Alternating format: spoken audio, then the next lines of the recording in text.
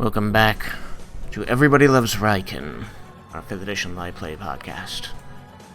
On the last episode, we ended amidst combat as the party had departed from their former guide, Chult, the Deep Gnome, when his path that he wanted to take them on to the city of Umbralight turned out to be blocked by an unexpected cave-in. As the party began following the path that had been described to them by Zephyrius, the city of Volinar, they found that the air quality in the cave changed, and soon enough, they were no longer in a system of caves, but upon the surface, and very, very unexpectedly, in the desert, beside the camp where they had left the Nagaiboshi clan. It was here that Yukikaze was faced with the voice of his father, Ryuzaki, who accused him of leaving them to die. Leaving despite knowing that such a threat was coming for them. And Raiken came to support his friend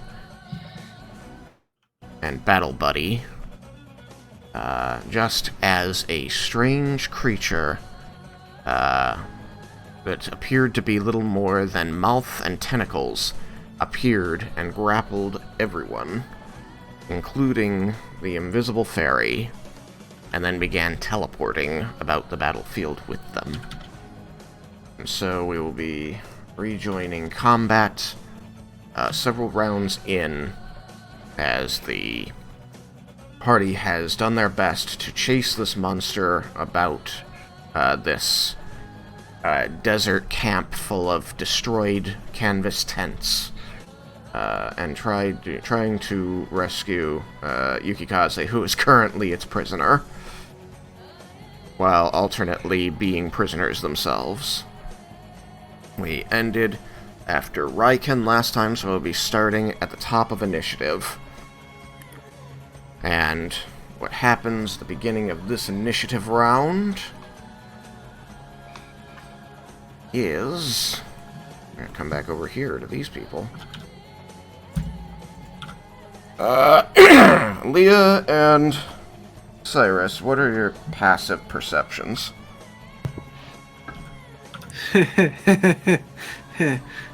9. Nice.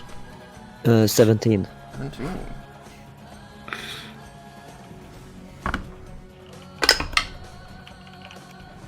Well, this might have just beaten the 17 too. See here. Yes. It does in fact beat the 17. So, you are unaware of anything until the last moment, when you hear a voice in your heads, unlike the one that you may have heard previously, although I don't know that the other creature spoke to you.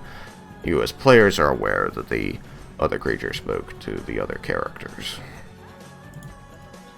You're going to hear a small voice in your heads, clearly speaking telepathically to you. That's going to say, "We need to help them. Help me help them."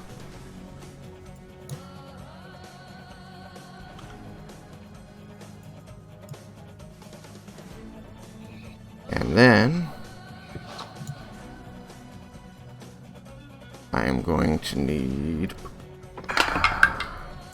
Cyrus.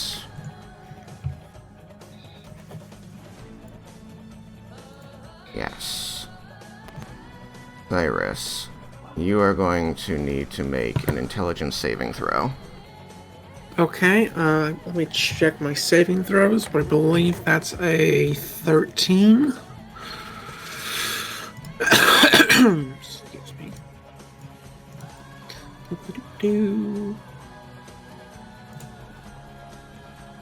Alright, yeah, 13. Okay.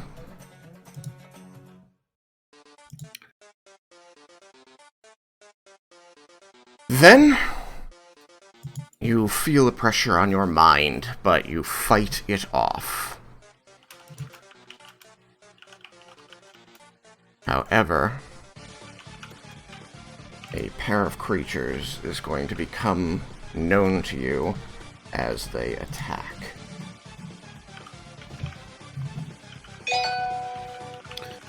Okay.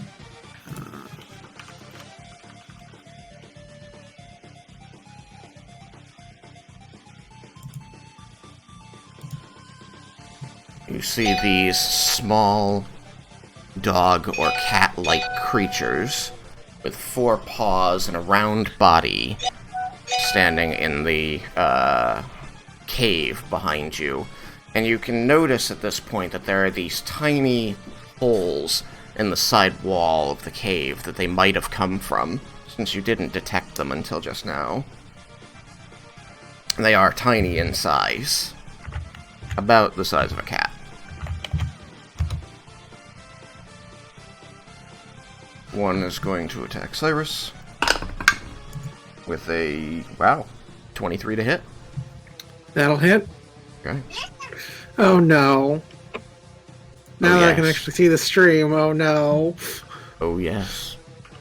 You are going to receive 7 points of non-magical slashing damage. Leah. Yes. The other is going to attack you, rolling a natural 1 and missing. But it is going to make a second attack, which will require to make which will require you to make, because I can English, an intelligence saving throw. Great intelligence, something I'm good at. That was sarcasm, by the way. Oh no.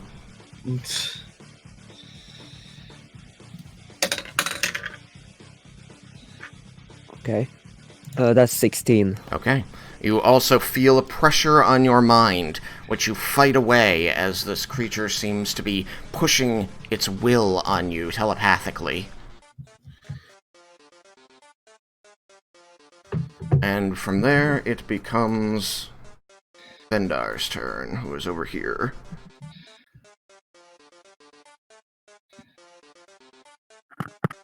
Okay.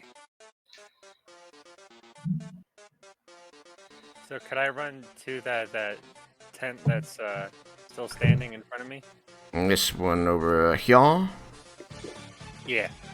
Can I get it to that corner? With 30 feet, you can get here. If you dash, you could get there.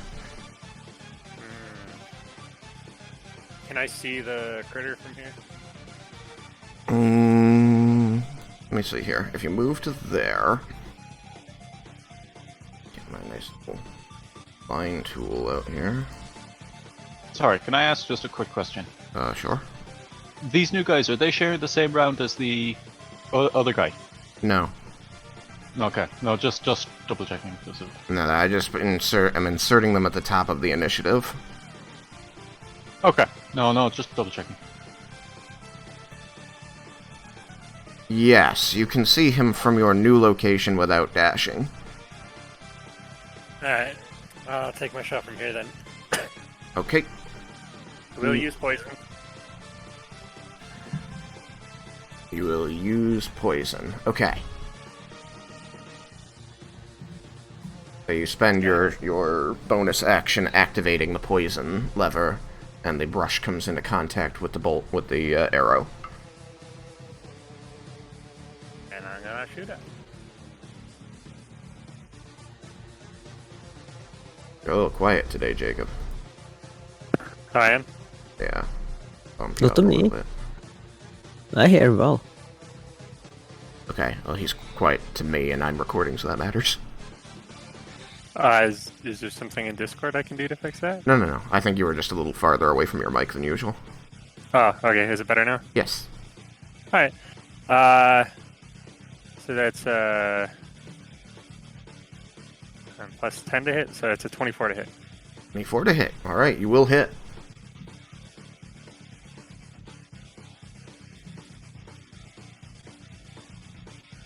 Okay. Do I get... Yes, because... Do I get my sneak attack damage because of Yukikaze being adjacent? He No, is he's not grappled. incapacitated, so yes. Peace. 7d6 now for sneak attack? Yes.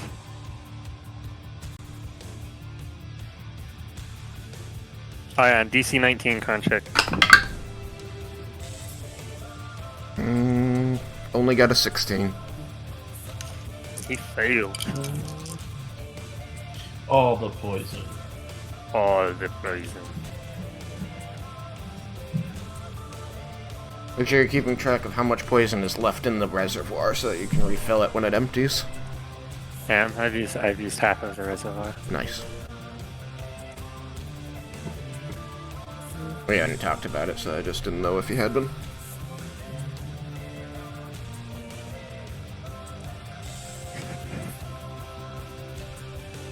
So many dice. I love when I get to roll this many dice. I think you're gonna kill it.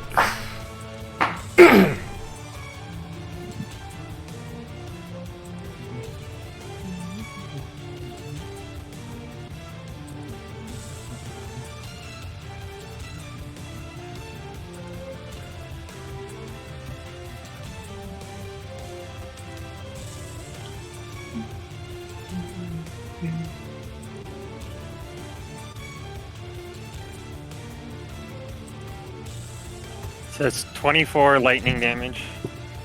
24 lightning damage.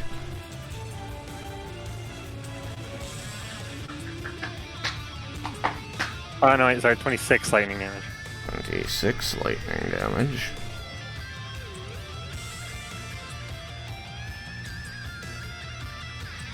Okay.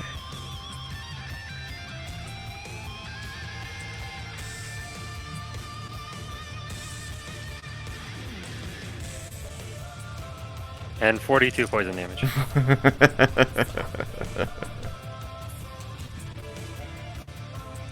Alrighty then. So not quite dead. This creature becomes extremely dead. Okay, extremely dead. Good. Yeah. It melts all over Yukikaze. Is it negative a lot? Negative a lot. And so Yukikaze, this literal bolt of lightning, small, long, crackly, comes streaking across the battlefield, green in color, or purple in color rather, and slams into the creature, and you see the lightning pierce into it and begin rippling over the outside of it, up the tendril that's wrapped around you, but not injuring you. And as the thing begins to convulse, its tentacles flailing out and curling back and forth, it begins to regurgitate everything it has eaten in front of you before limply releasing you and shriveling on the ground. Really, guys? Got it. You are no longer grappled, no longer restrained. Now you're just nauseous. I can speak on other people's turn, right? Mhm. Yeah, I'm just gonna say, it's not over yet, guys. We got more in the tunnel. Alright, you used your action, movement, and bonus action, so I think you are spent. Oh, I took my bonus, right. Yeah, because you Can activated I the can use my poison. cunning action, right? Huh?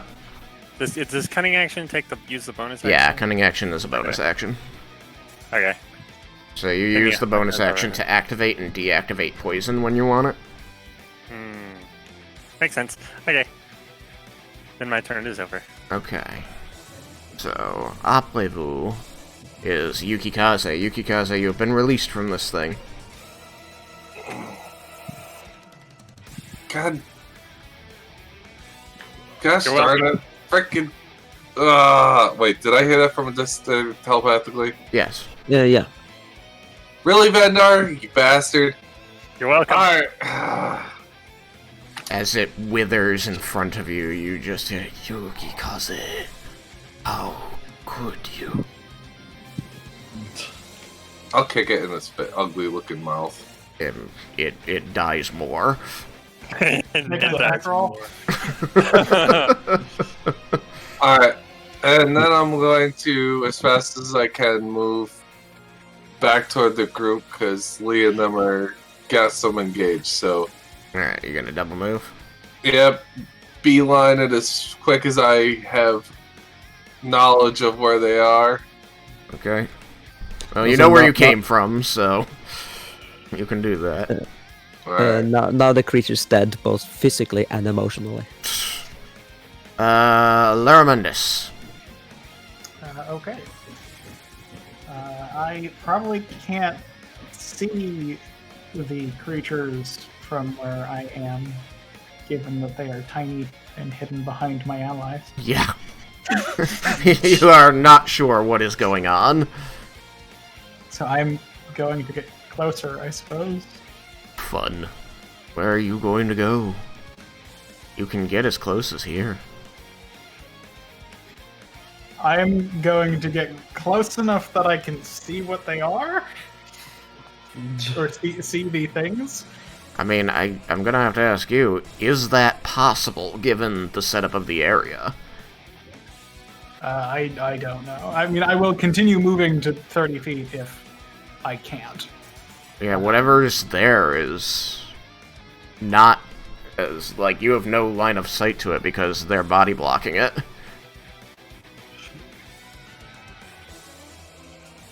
Yeah, I don't know what those things are, but I can tell by the size of the icon that they're probably tiny in size.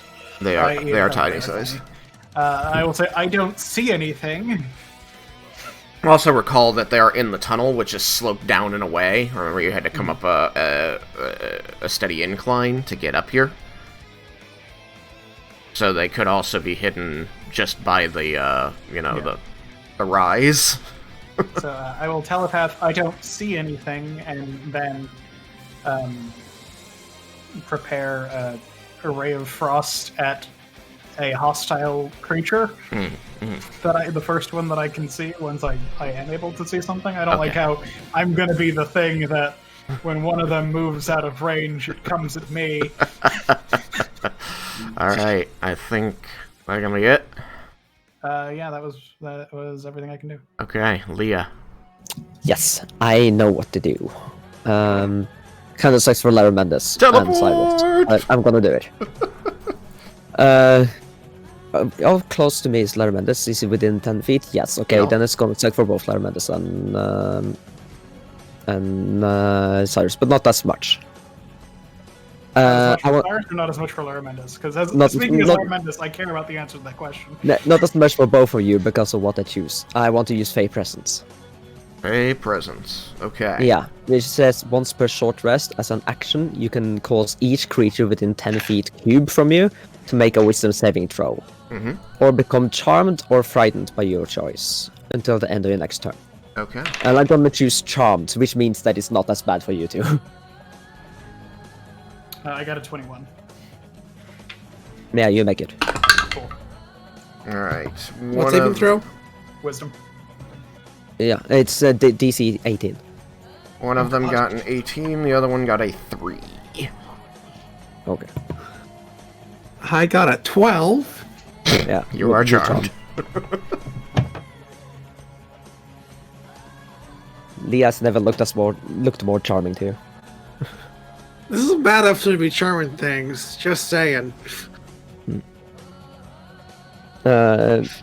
Charmed creatures can't attack the charmed or charmer or target the charmer with harmful abilities or magical effects. The charmer has advantage on any ability check to interact socially with the creature, which means that it's easy for me to talk to Cyrus, and Cyrus can't attack me. Which I said, if I chose frightened, it would be way worse. If you want to convince him of something, you get to roll with advantage against him. Yeah. No, I just want to keep them from attacking me, but sadly I only worked on one of them. Okay.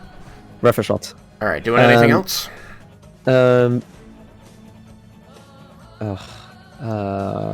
could risk this. I mean, I'm gonna risk it. I'm gonna try moving 30 feet back. I know that causes one of them to get attack opportunity, but I'm taking the chance. Okay. It is going to take its chance and try. It's going to miss. Okay, whew. Rolled a I mean, 1 the on the other die one last time, technically- rolled a 2 on other the one die tech- Yeah, the other one technically still also have an attack opportunity, just can't can't, I attack me. I know. All good. Yeah. Alright, anything else? No, that's all I can do. It takes Okay. an action to do the Fey Presence. Barmendus, you can attack. Okay. What happens when an ally of the Charmer attacks a charmed creature? It doesn't say. It only says that it ends at the end of my next turn. Okay. So usually, like, spells that have a charm effect then specify something. Like, it would say that it gets another saving throw if an ally of the charmer attacks. I think they usually Yeah, just say it into the ends. text of the spell. Yeah. A lot of times it's a saving throw. Like, So yeah, so But, since the only thing it says is until the end of my that it lasts until the end of my next turn, I assume that it lasts even if it's attacked because it's only until my next turn anyway. Alright. You may attack the one that you can now see, which is number 4. that is a 16. 16. With Ray of Frost. You will hit. Okay.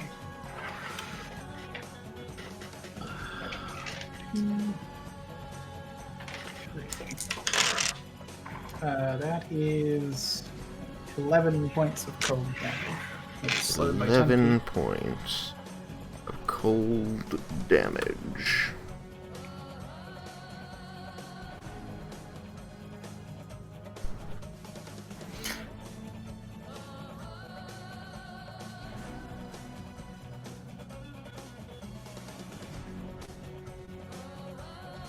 I imagine I don't have like a great look at it, but I do like enough to be able to hit it and You. all of that. But Yeah, it's a little down the path, and it's very small. yeah, But even with cover from the path, you hit it. spell sniper.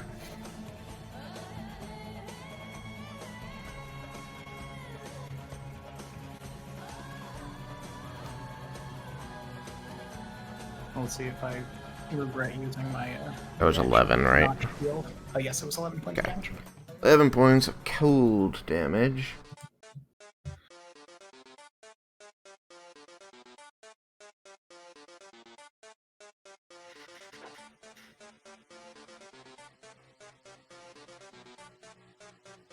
Okay. Yes.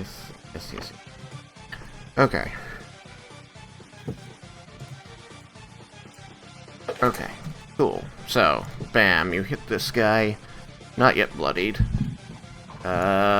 Anything else?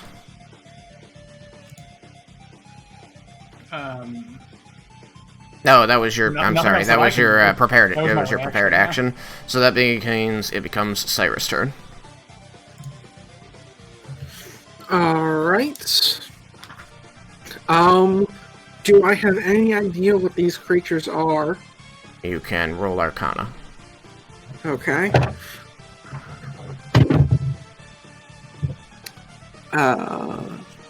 Let's see. Arcana is plus that. So, 23. Nice. You know nothing about these creatures. You've I never heard of expected as much. anything like this. Now that you're up close and paying attention to it, it looks like a tiny brain with legs, and it is terrifying that it can talk to your mind. Okay. Do I have any semblance of being able to tell which one's charmed by Leia? No. I mean, you could guess it's the one that didn't attack her, I guess, yes. Okay. Then... Is this one. Alright.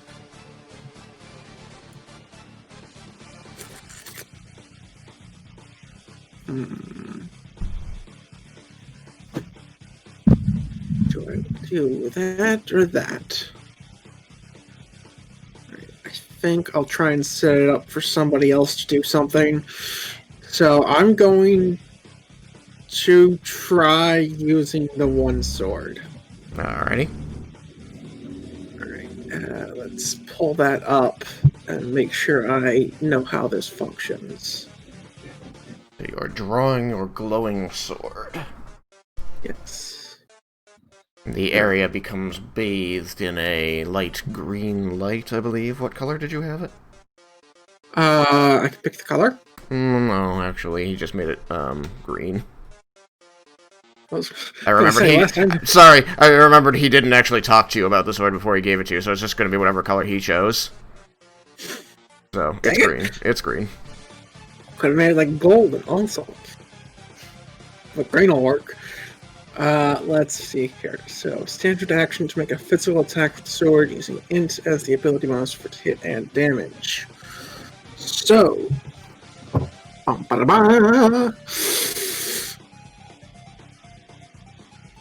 Initial attack. That's a 19 on die, so this is better hit. Let's see, proficiency bonus is 4, and this magic bonus is 2, so that's 6, so 25 to hit. Terribly sorry. You hit. Okay. Which one are you hitting? The one that is charmed or the one that isn't charmed? The one that isn't charmed. Okay, so the one directly in front of you.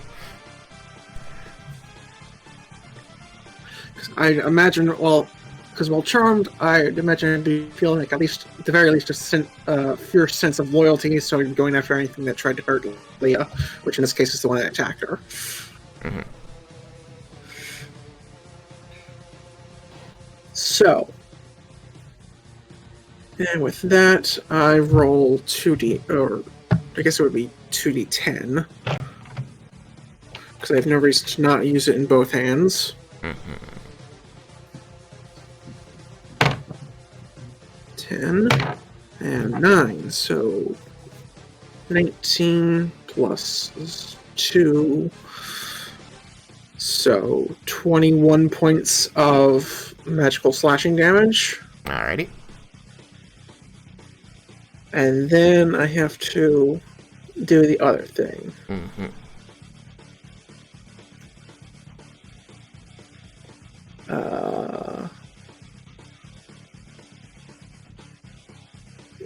Let's see, where does it list the other thing? Be directly after that first part. Only a successful hit.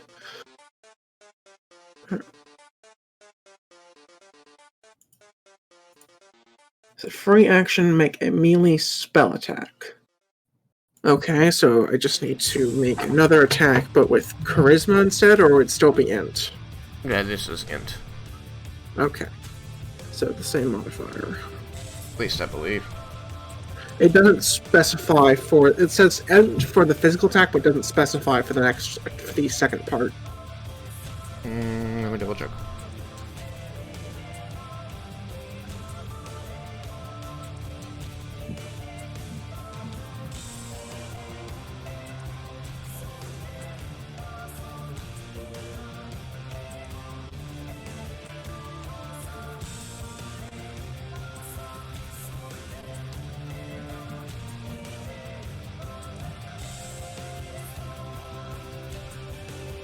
I had to remember what it was called. Alright.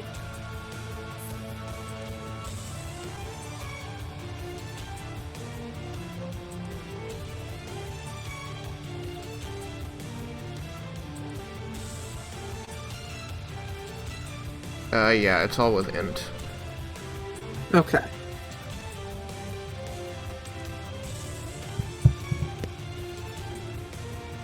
For now. We'll see how it goes. See how I feel about it. Everything is always for now. And that's probably a miss on the second part. What is so, I believe that is a... Let's see. 11. That is indeed a miss.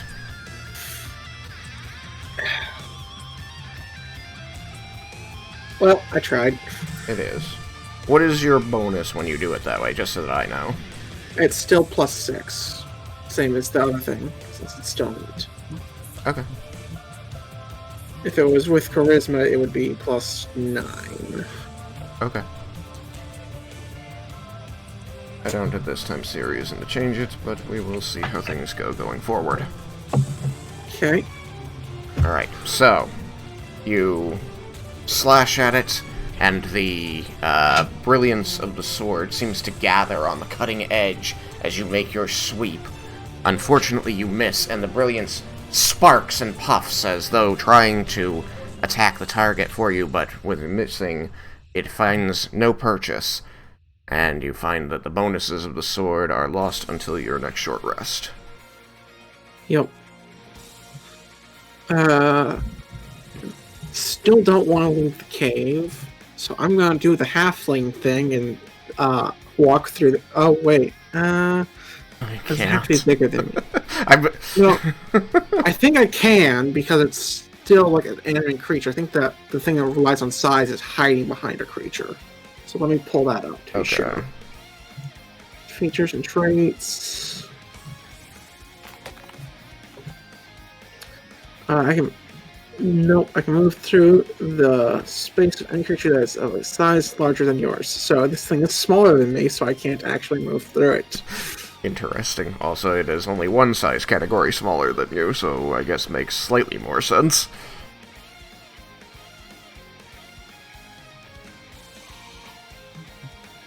I feel like most people don't have a problem stepping over a cat, although the cat usually moves and makes you trip anyway, so... Yeah, I think there is a rule for creatures that are two size categories difference can move through each other, but that wouldn't matter here, so I'm not going to bother looking it up. You can look it up if you want, because it might help me. But right, it does not affect you currently, that is true. I'll see if I can find it after my turn here. Okay. So, What you gonna do? with that, I know this thing... so do I want to bonus action or anything? Yeah, why not? Bonus action, Shocking Grasp. Okay, spend the points.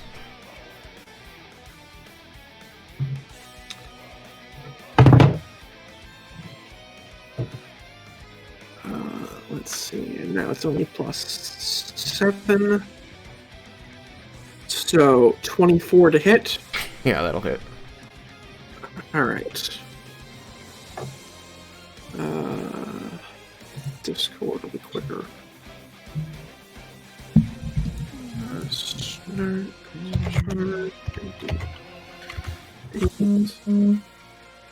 Alright, 16 points of lightning damage. Okay. And it can no longer spend reactions, but it doesn't have one anyways. You reach down and place your hand against this thing's body, and you feel like as you grasp it under your glove, as I imagine you are wearing gloves, that it does have like a slick, slimy surface, and the ridges on it are not patterning. It actually is like wrinkled like a brain. You feel like you have just grabbed someone's brain. Yeah. And you send 50,000 volts through it, and it charbroils on your hand. Sweet, now I'm gonna move past it, now that it's dead. Where are you going?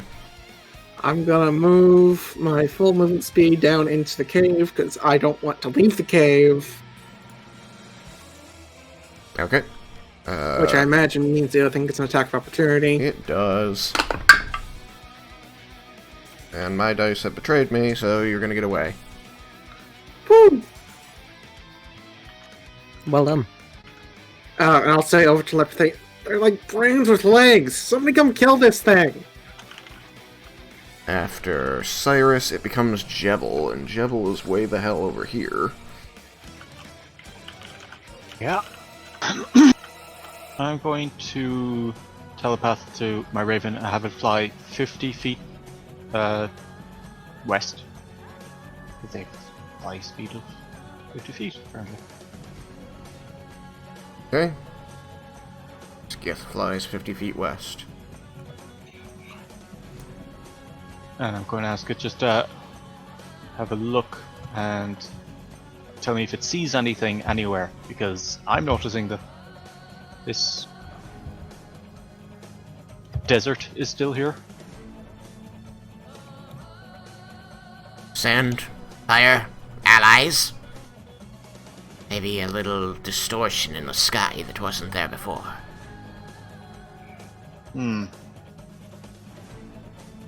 Distortion? The sky is falling. Hey, can you zoom out a little bit, please, so I can actually just see how close I am to the edge of the where the cave is. Alright. Ooh. By the way, how far is the telepathy thing we have on us? On this Like, how plane of far is it? existence. Oh, okay. Just realized I was very far away from Yukikaze when I delivered the first message, so I had to make sure. Rare telepathic bond functions as long as you're on the same plane of existence. Oh, okay, that's handy. Yeah, I remember asking that last time. Oh, I missed that, sorry. I asked what the range was, and I think Lara Mendes just said, just don't leave this plane of existence. Right.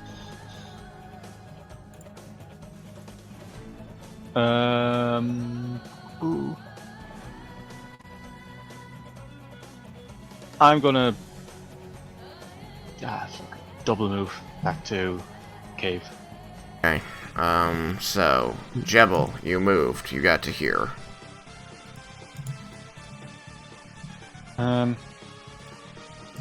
Okay. It was a double movement, so can't really do anything else. Check my bonus actions. I can cast Healing Word. Is anyone injured? I am not bloody. I am, apparently. I think I beat like 1 point. Yeah. Wait, what? Which is pretty Yeah. hurt. Yeah. 1 point past bloody is still pretty hurt. It is, yeah. So you're bloodied. It's bloodied. Yeah. Then I shall cast Healing Word. Okay. Yeah, let me just see. First level. I think I can get you adjacent to her, but it doesn't matter. You only had a bonus action left, so you have to use Healing Word. Yeah.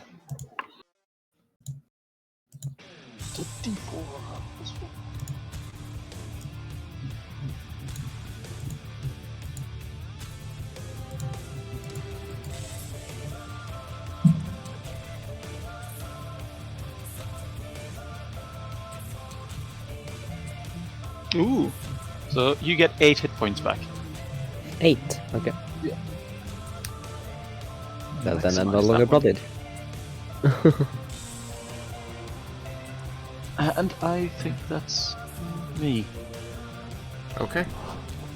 After Jebel, it becomes the bad guys. Bad guys dead. Raiken. You can remove the red dot on me now, Tristan. Oh, yeah. You are correct. You are no longer bloody. Raiken, you're over here on the other side of this tent. So far away! The target of your hunter's mark is dead. It is.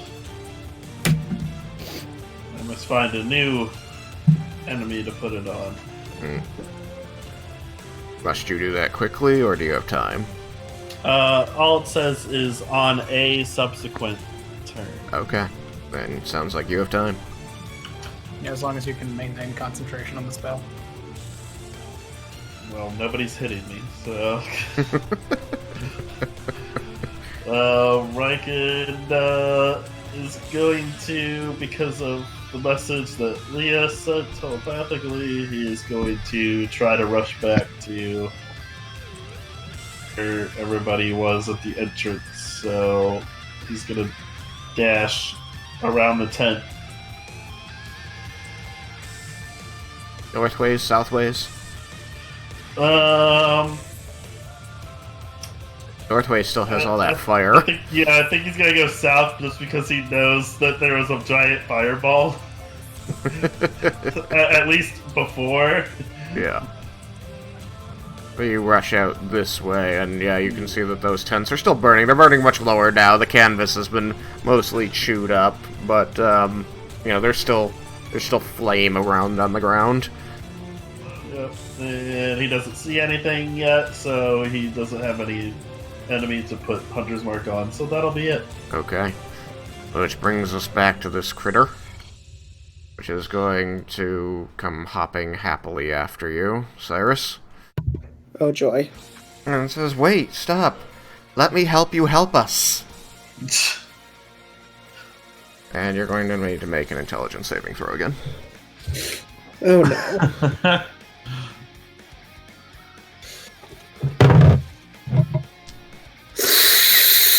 Oh no, I'm dead. That's a 4. A 4. Is a Okay. beautifully low number.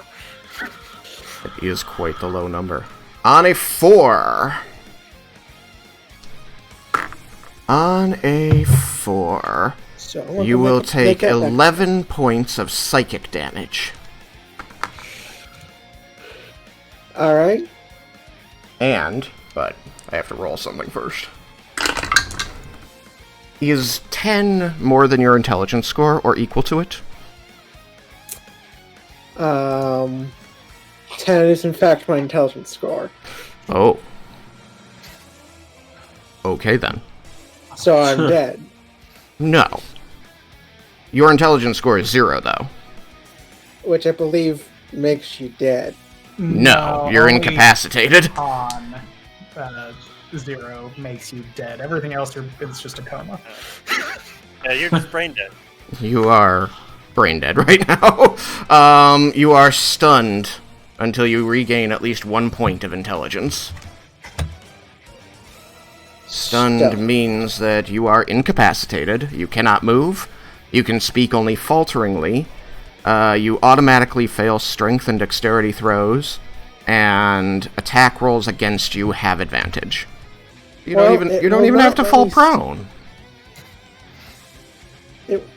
Well, I guess I'll just have to remember that my score is 0, because the lowest D&D Beyond will let you set it to is 3.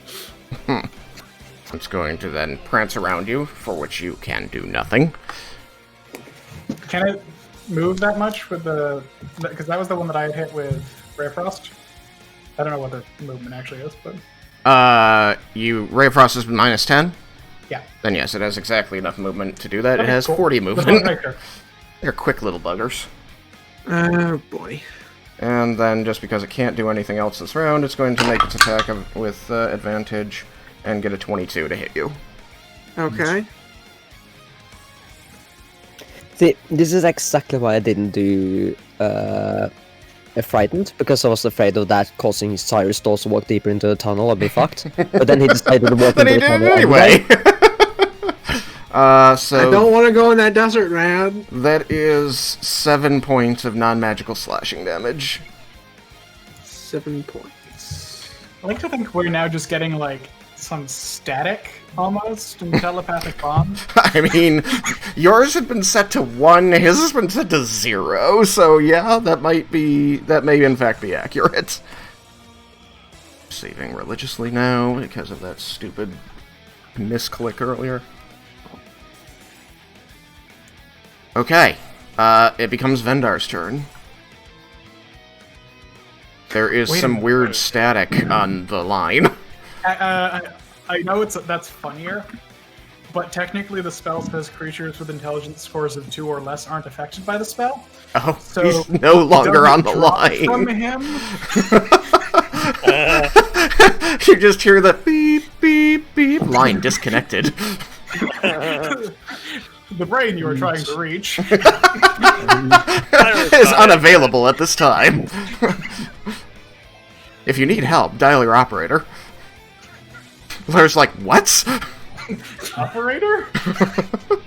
What would you like to do, Vendar, given that there was some talk about strange creatures and help being needed in the cave? I'll try to book it up towards the cave. I'll go 60 feet towards the cave. Doop-a-doop-a-doop. 60 feet is going to get you, yes, only to there. Well, it can get you there. Or there. Let's put you there, right? You're like further north as opposed to less far north, right? Yeah. Okay. I assume no matter what, though, I'm not going to be able to see it, right? It's down the slope, so it's out of your line of sight. This isn't a straight hallway. It's Yeah, I also figured. Past me and Cyrus. Yeah, Past you that's inside, but like you can't even see Cyrus because he's down I this didn't hill. think I'd be able to see it. Yeah. Sorry. So that's my turn then. Okay, Yukikaze.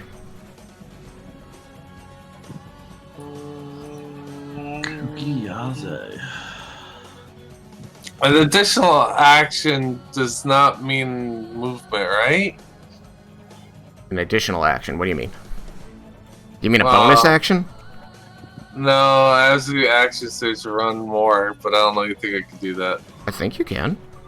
And action surge gives you another action to spend however you spend an action. Yeah. So, like, you could dash. Yeah. All right, full speed ahead. I'm gonna be like, all right, so get moving.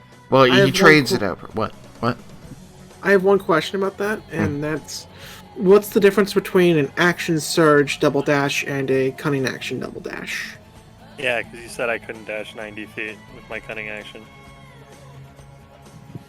I'm just curious what the difference is. And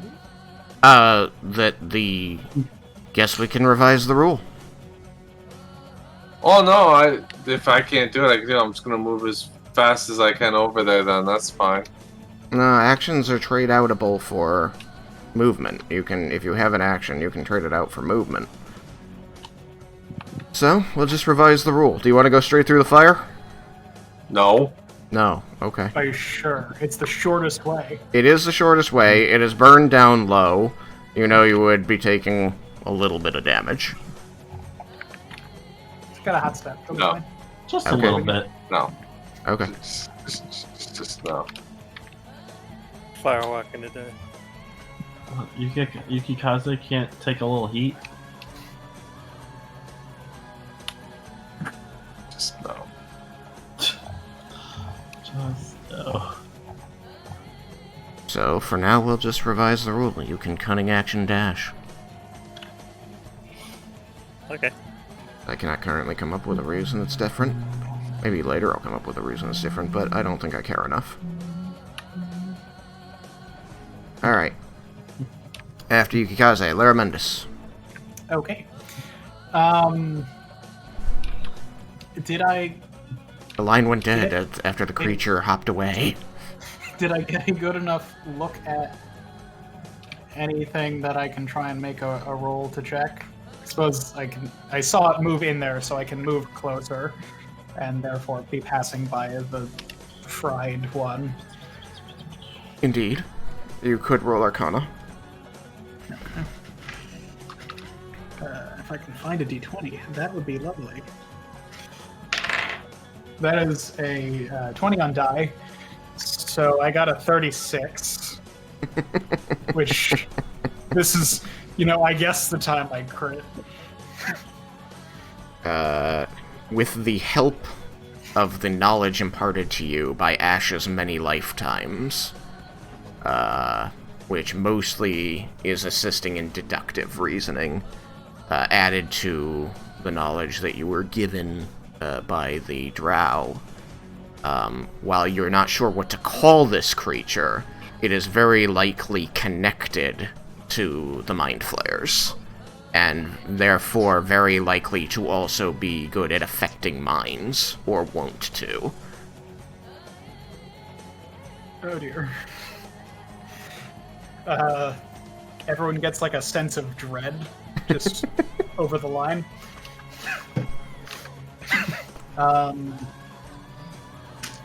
I still probably can't see it.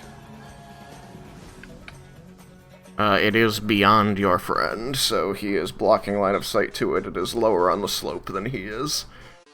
So I will move my Okay. last 3 squares of movement Okay. forward.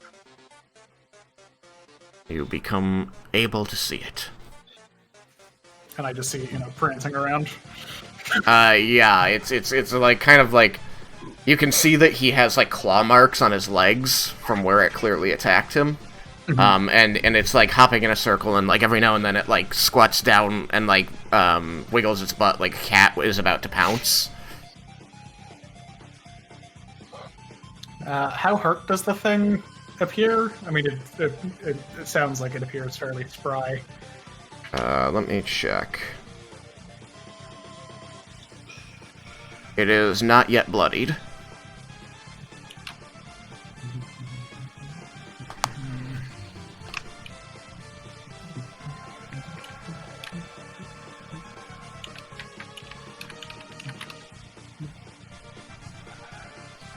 Spells.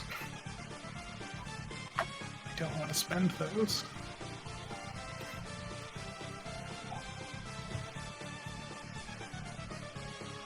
I am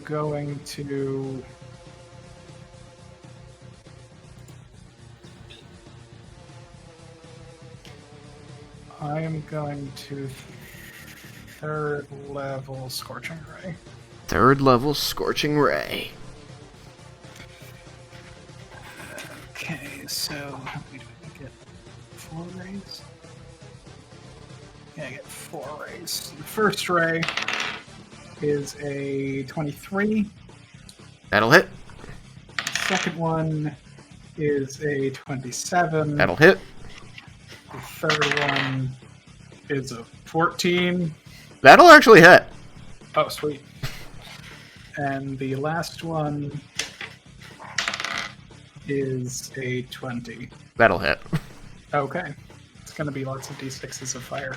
This poor thing has no AC. The first one does 6 points of fire damage. The second one does 8 points of fire damage. The third one does 10 points of fire damage. Third one kills it.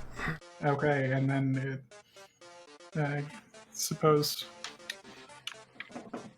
The fourth one is just for good measure. Yeah, I suppose you did say that it was a. Yeah, the fourth one does 6 points of fire damage at the corpse. I'm gonna just cremate it right now. And there's just a nice smell of cooking meat. Ugh. Gray matter. Okay. Well, that's all the monsters I have in this encounter. So, going to end initiative. I'm going to grab Cyrus and say verbally, Cyrus, are you okay? Looking into his eyes.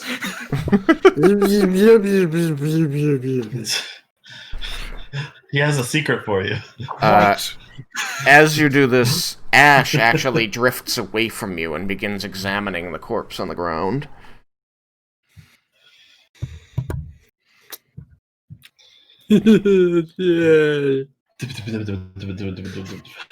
If somebody, while I'm getting the new music up, if somebody could look up recovering ability scores that have been reduced. I believe that a long rest gains you a point. Nice. I've been trying to find it ever since I went down. I'm lesser having trouble. restoration and greater restoration both have some kind of impact on it. I think it's like 1 and then a d4.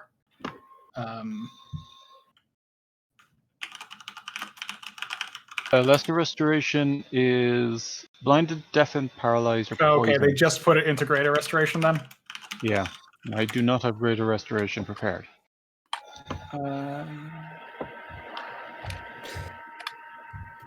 So, is the combat over?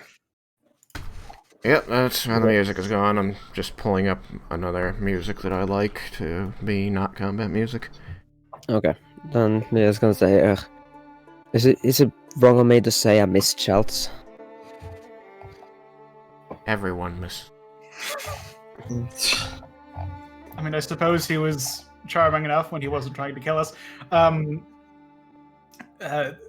Cyrus, I'm going to take you into the area with the others.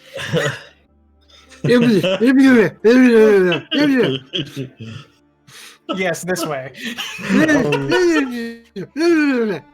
Oh dear, no, that's- has he become dumb like you were? Well, considering I don't remember how I was, possibly. No, don't step. That was an interesting specimen.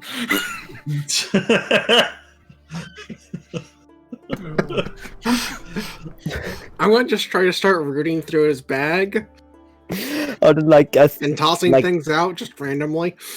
do Cyrus create like a moist squishing noise every time he steps now? The creatures, one of which Cyrus is now tracking across the desert, I believe have some affiliation in some way with the Mind Flayers. I'm not sure you can do that because you are incapacitated. You can take no actions. Okay. Oh, thank God. He just sort of like reaches towards things and I just like bat his hand away. Yeah, like he... Like, not even paying attention. He has barely any consciousness that he has a body, much less how to utilize it right now. Okay, so I'm a jellyfish. Yeah. Like, the idea... I think that it's a little misleading to say that you can speak only falteringly, when really you've got nothing driving it, so you're not gibbering because of, like, you're thinking like you do or don't want to do anything. It is just a stimulus happens and your body responds. You make a noise. Like, the light around you changes. You're just like, ugh. Like, there's just nothing there. You have zero intelligence right now. So is anyone be able to find the thing for getting those back? Yeah, Greater Restoration, which we've used before, so I feel like we can at least talk out of character about that effect of the spell, or if somebody here knows the spell and Ash can confirm that whatever you believe it does, it does. But one of the things that it can, you can reduce the target's exhaustion level by 1 or end one of the following effects on the target. One of those effects is one effect reducing the target, and any reduction to one of the target's ability scores is one of the... That's how it's worded, any reduction to 1 score? Yes. Okay, so you could blast him and he'd be back to full intelligence. That sounds like what it would read to me. That sounds like how that should be interpreted. I think a long rest has I thought it did. Maybe not anymore. Oh damn. What? I thought that a long rest gave you like 1 point. But it seems like now, because few things in 5th edition actually do damage to ability scores, they got rid of that effect of sleeping.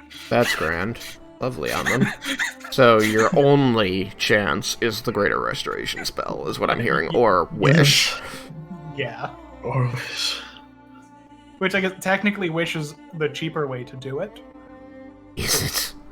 Well, because Wish doesn't have a material component cost. You're right, and you're only mimicking the effect of another spell. Of a lower level without the material cost. So technically, Wish is a cheaper way to do it.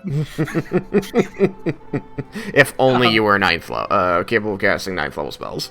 Yeah. So, I did not see what happened to get him into this state, but the creature appears to be no more, and he is still. I knock his hand away again, like this.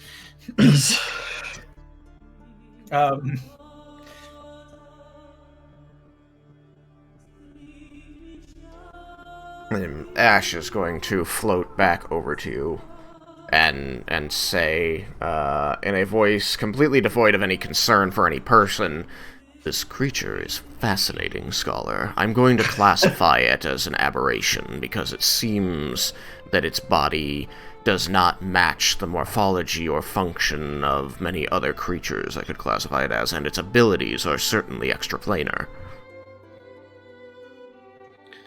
That seems reasonable. I do wish that we had gotten a better view of it as it was acting, or if we could have... If only we could have known what else it was capable of, then I could make a more complete entry on the dangers of the creature. I turned to Leah. Did it appear to do anything else? I couldn't see it for very long. It spoke to us, and I ran away. As they're still talking, Yukikaze is going to still be proceeding forward. Yep, you approach, you get there. Yeah, I really couldn't tell if it did anything.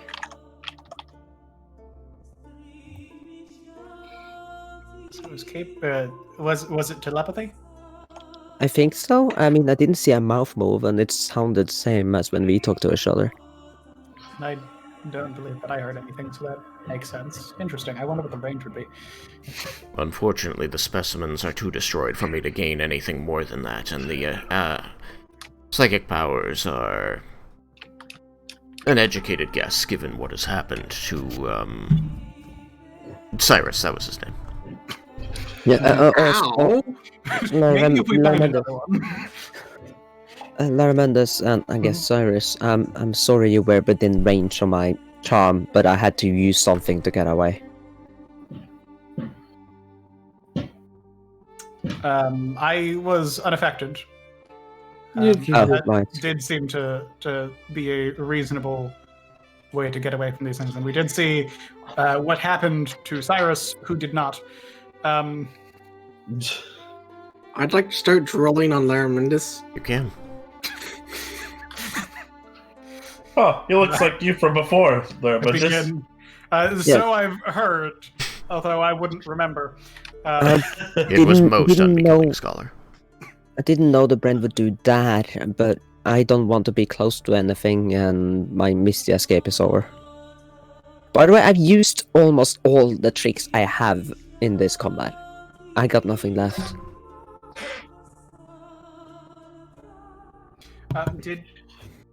Did we get a good look at the creature that what had been doing things? I was kind of over here. Oh yeah, way too Most close. intense. Well, look. It was gross, big mouth, tentacles, and he grabbed all of us. And it hurt when it grabbed. Its tentacles were kind of like squishy, but with like sharp hair on it. I cast Prestidigitation to continue cleaning the drool off me. Wait, what? It's due now, so... Don't use this up all your prestidigitation. I need help. Don't use up Use all it your up? prestidigitation. I do suppose that we have evidence that it is possible to go through the magic in an area. I know if no we have stories of history. any mage who was capable of doing so with cantrips, Scholar. Exactly.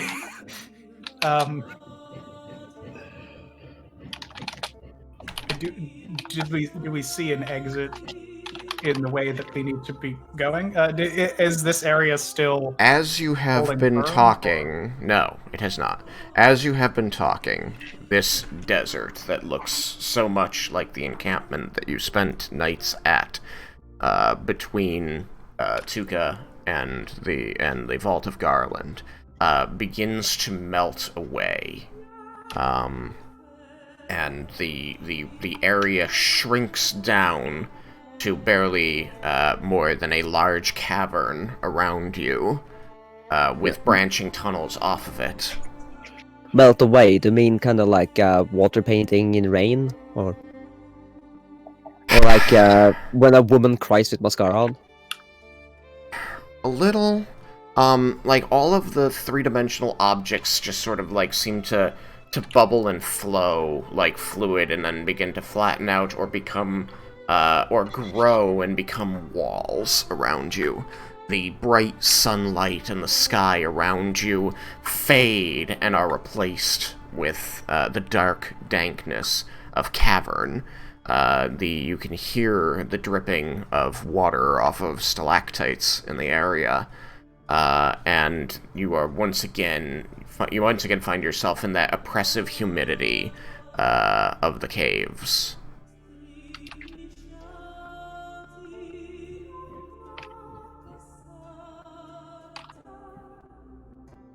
Kind of miss the desert. I'm going to approach Cyrus. Careful, he may bite. I am incapable of biting. Not on purpose. But You didn't say that. I get that stuff removed off me. If I don't, I kind of look disoriented a little still because it's so nasty.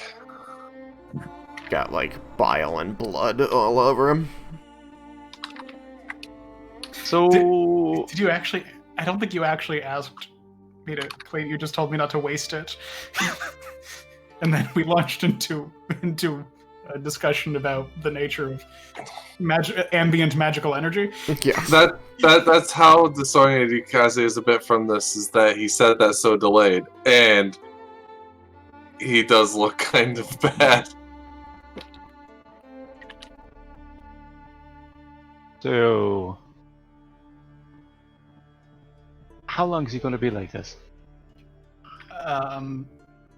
That is an interesting question, and I would much like to know the answer, but I don't. The only one we've previously seen revert to something like this went to a different world.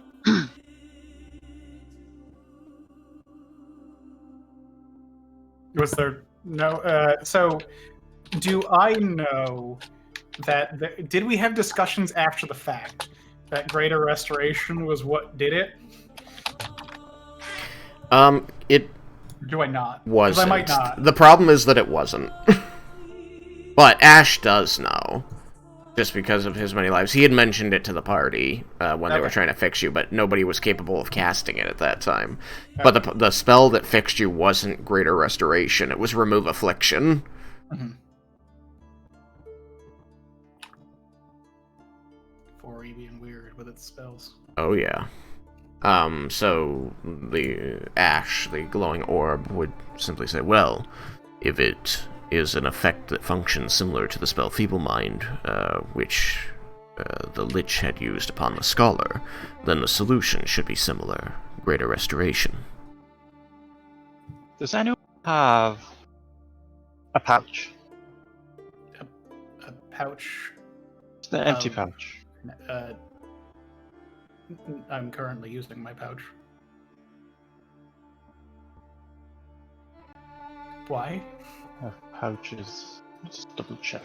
I think everybody bought, like, new belts with multiple pouches on them and stuff when they left Tuca. Everybody got, bags of holding. Yeah. When you left, Volinar. It's not empty, though.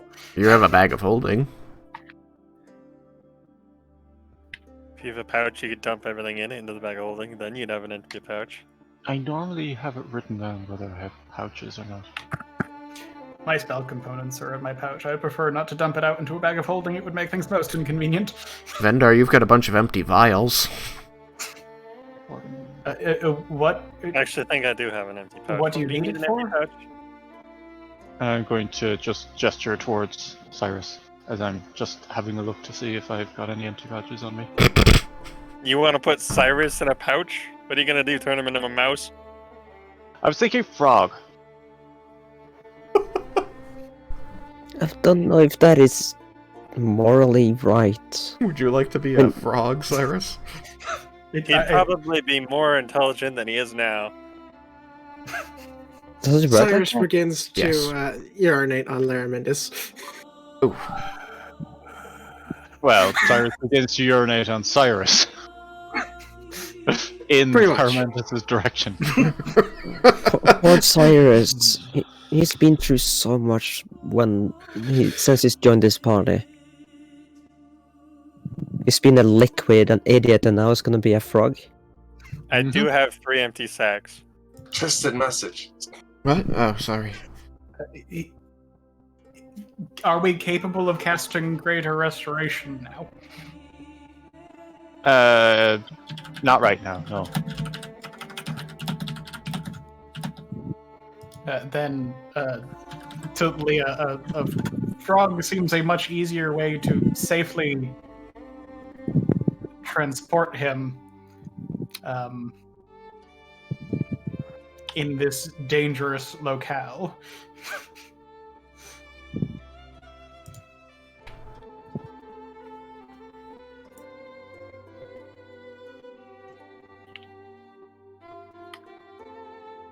I suppose we could tie him to Tensor's floating disc.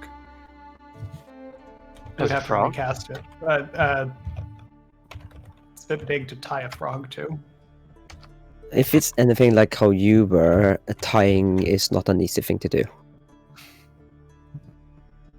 We have plenty of rope, I assure you. I pull out the box. You were like hiding under a cart most of the time.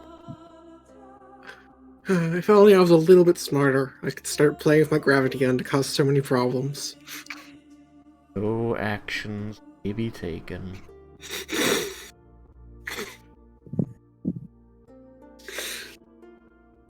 How is a raven a tiny creature?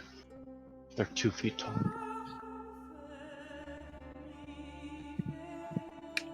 It's on the big end of tiny. Other tiny creatures include scorpions. I mean, Like, sprites are tiny, they're 1 feet roughly. you're small, which is one size category larger than tiny. Mm-hmm. I'm 3 feet tall. Yeah, so, it's anywhere between, like, half a foot and 2.5 feet. You're on the low side of small.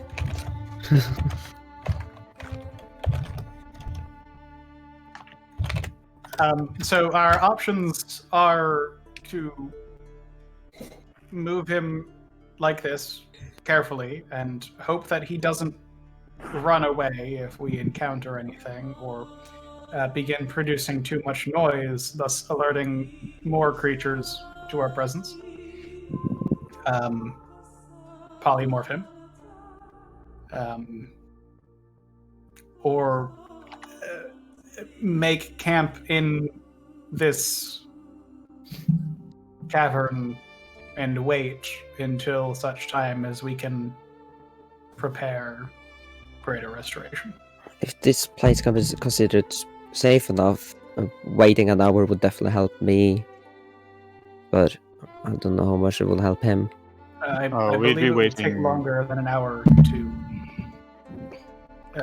prepare Greater Restoration. Ugh.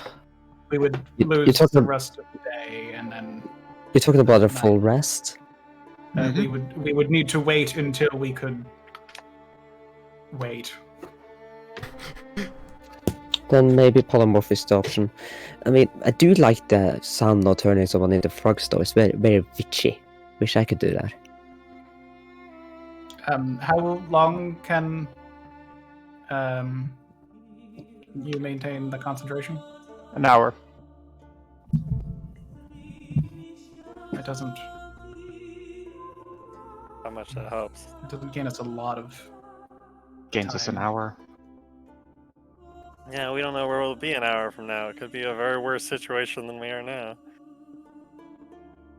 We're supposed to be close to Umbralight now, right? Yep, you are closing in on it. This is one of the last few steps in the instructions that Zephyrius gave you. Maybe we should find a place to hole up so we can fix Cyrus.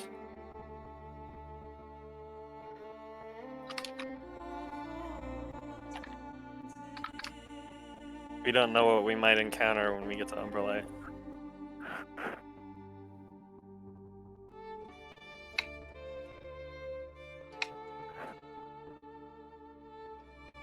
So the cave entrance now is in our rock wall.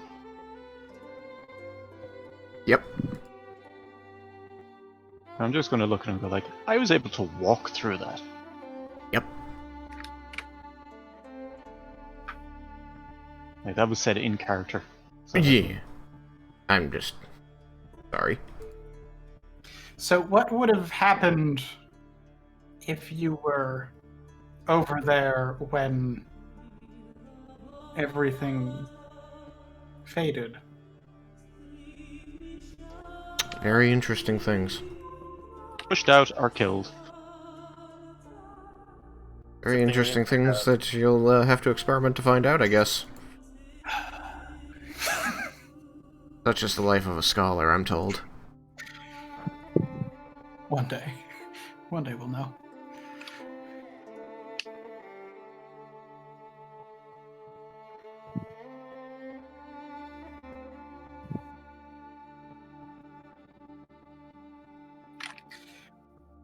It is unlikely to be a good idea for us to actually begin our work to enter the city with Cyrus in such a state.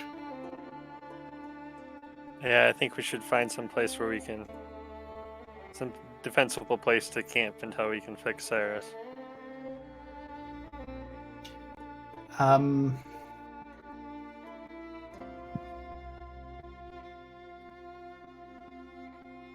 We could go back to the cave-in and use tiny huts and alarms and things to try and be safe down that path. I fear that if we were here, we might encounter other creatures going to or coming from the city. Yeah, this seems like a busy passageway. And we do already know the path to there. We know there's nothing in between us and that. You know that doing that now, you would need to wait about 18 hours to start preparing spells again. Yeah.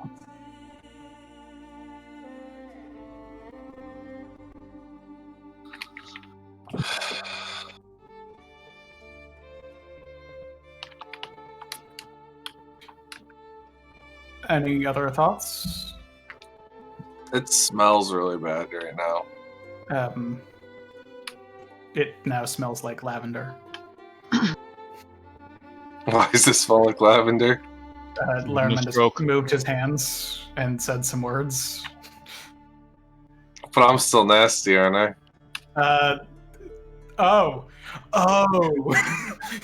And then he begins cleaning you. Thank you, Larvendus. But also, I don't disagree with us. I don't disagree with us doing that.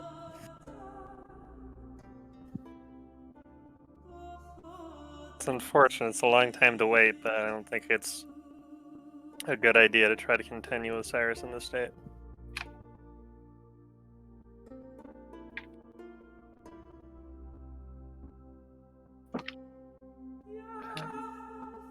Leah, Raiken. Idea how far from Umbralight we are?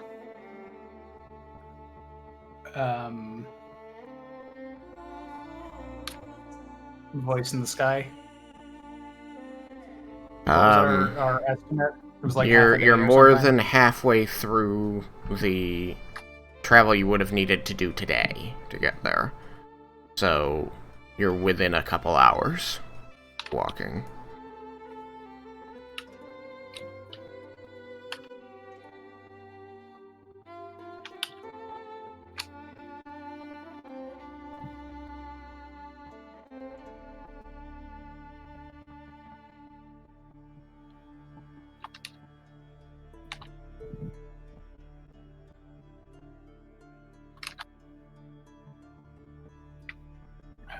Did Leah or Raiken have input?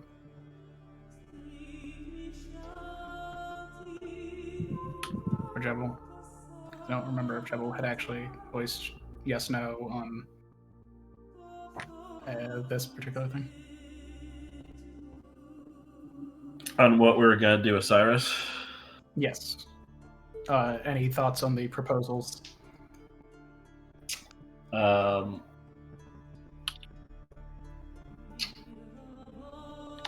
I believe that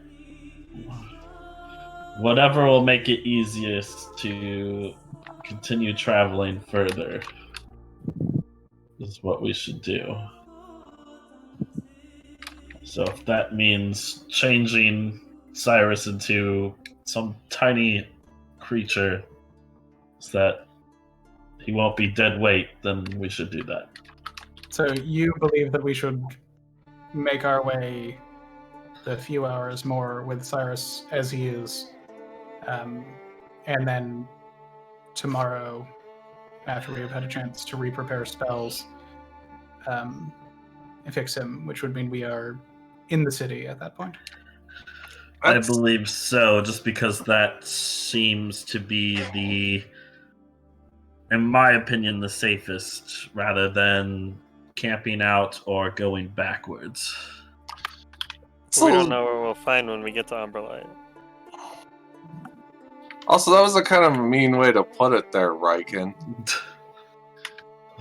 We're going to a very dangerous area, and we don't want him getting killed in the process of in a potentially dangerous area.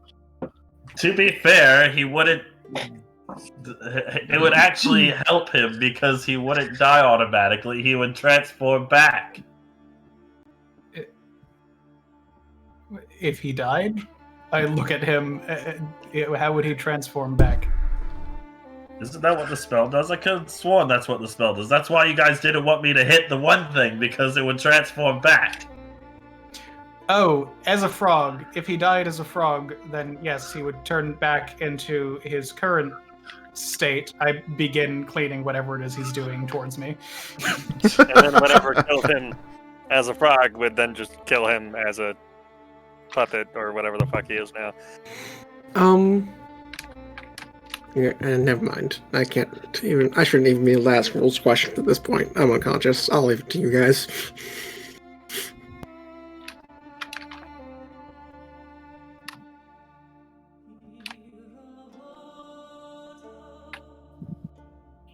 Is he bloodied? He's incapable of moving or defending himself. I'm just saying, he still has health though. I suppose what do he you think is could gonna happen to him absorb if he gets damage. Yes.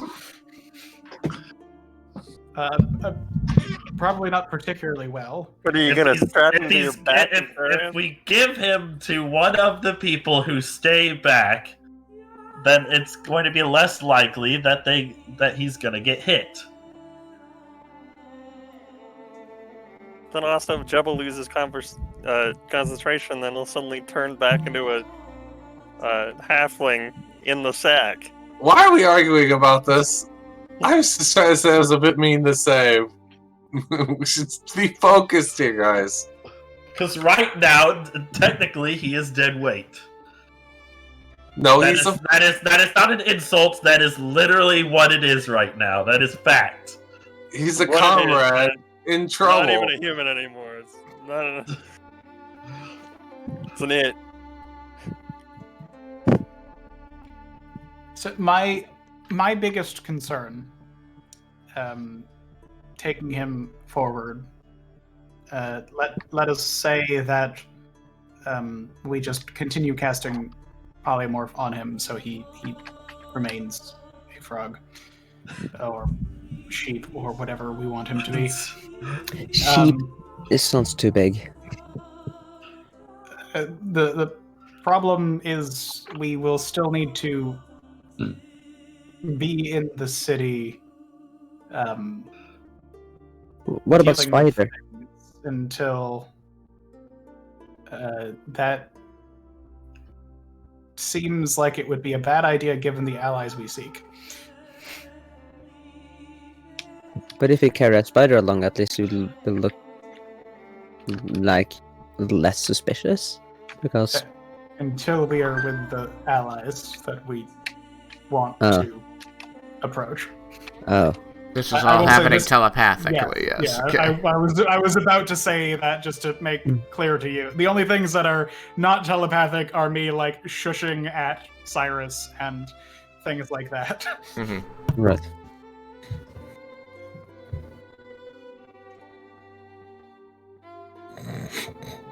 I still think it's too dangerous to bring him forward when we don't know what we'll run into. For all we don't know we'll what can catch more up dangerous. to us either. But if we go into an isolated tunnel and cast Lehman's tiny hut, then we know we have a safe place at least until we can get Cyrus back to himself. Supposedly. You don't know anything is for sure down here in the Underdark. No, but Exactly, we don't know what we'll run into. It's a safer bet to do what we do know. Again, we don't know. You can't say that we do know. So We know stop saying that we do know, because we don't know what kind of powers other things have in the Underdark. you know a little. we know how Lehman's tiny hut works. We know there's a cave in back there with only one way into the tunnel. You know how Liam's tiny hut works. We don't know what powers things possess here in the Underdark. That's what I'm trying to explain to you. I just don't understand why why that's an argument to go forward when we don't know then over to. I'm saying it. We don't know that something might be able to get through Lehman's tiny hut. No, but we also don't know that there might just again. So either way, we don't know one way or the other. So you can't say that is a positive compared to the other one. If we go with the other way, we can at least have our fucking companion back, be at full strength. Tristan. Not if we get attacked beforehand, because something can somehow see through Liam's tiny hut or get through it. I think it's a safer bet to trust the magic we've been using through our entire journey than to go into the dangers of the Underdark. Just literally, that's what we're doing. Just wandering into the dangers of the Underdark with a party member down and actively weighing us down. Tristan, can I roll a history to see if I, during my readings of the Underdark, discovered anything that would make the Lima's tiny hut a bad idea? Like if I could discover any sort of like weird powers of the Underdark? Yeah, make a history check.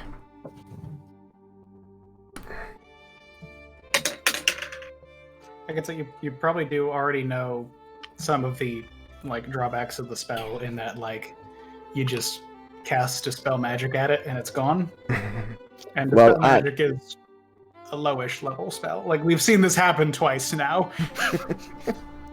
Well, I obviously read nothing because I got a 3. Okay.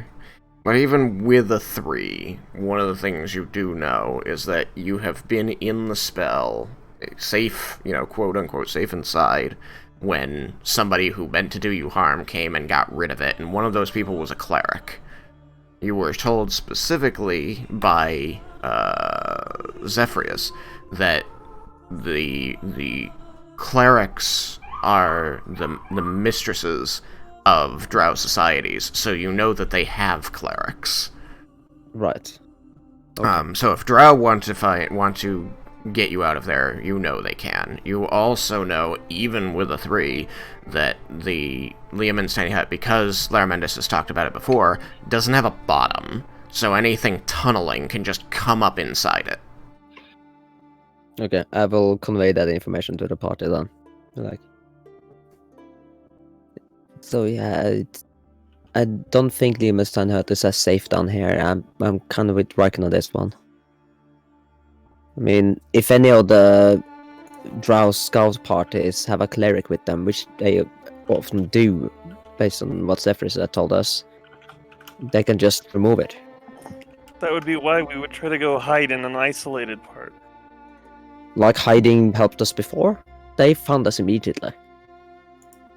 Not to mention, go into an isolated part and then have no way of getting out other than through the enemy, which I'm perfectly fine with because I love fighting, but I don't know how everybody else is going to feel about being backed into a corner. And remember that hiding in the Underdark doesn't work. There's things crawling all over the place that we can't see that just tell the enemy our position. Saying if we go into the city, it's entirely likely that we will not be in a position to cast Greater Restoration. We don't know what we'll find. Who knows if we'll even be able to find our allies in the city?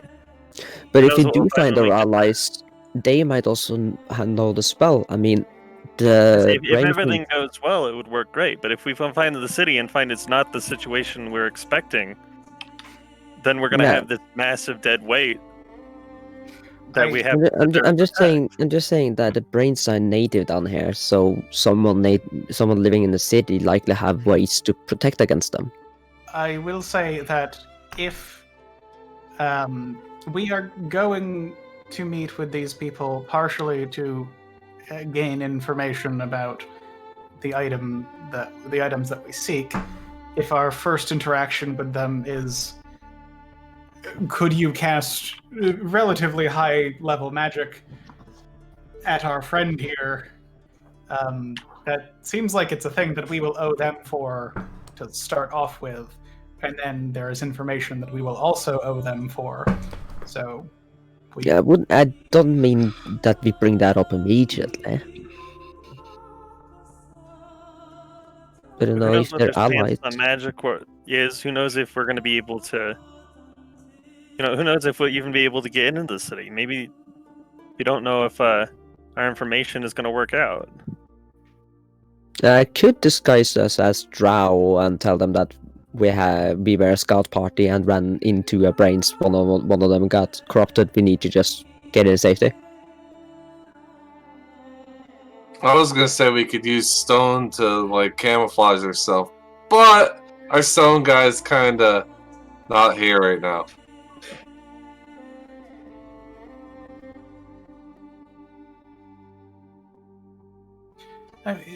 we could cast alarm on the tunnel in a few places, and then we would have advanced warning of things. If that's what you were looking for, I suppose we could take turns, those of us who can cast minor image, to create walls of stone to block that tunnel. Although I believe that anyone intelligent enough might know that there's supposed to be something that way, and if we made it look like a cave-in that far down, that seems reasonable. There's already a cave-in if we just extended the cave-in a little bit further past where we were hiding. It would be quite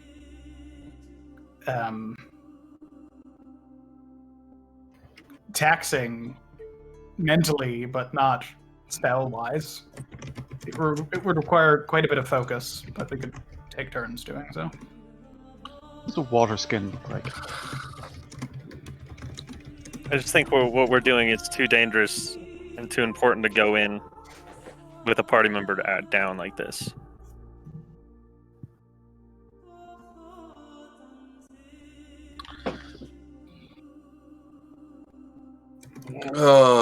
So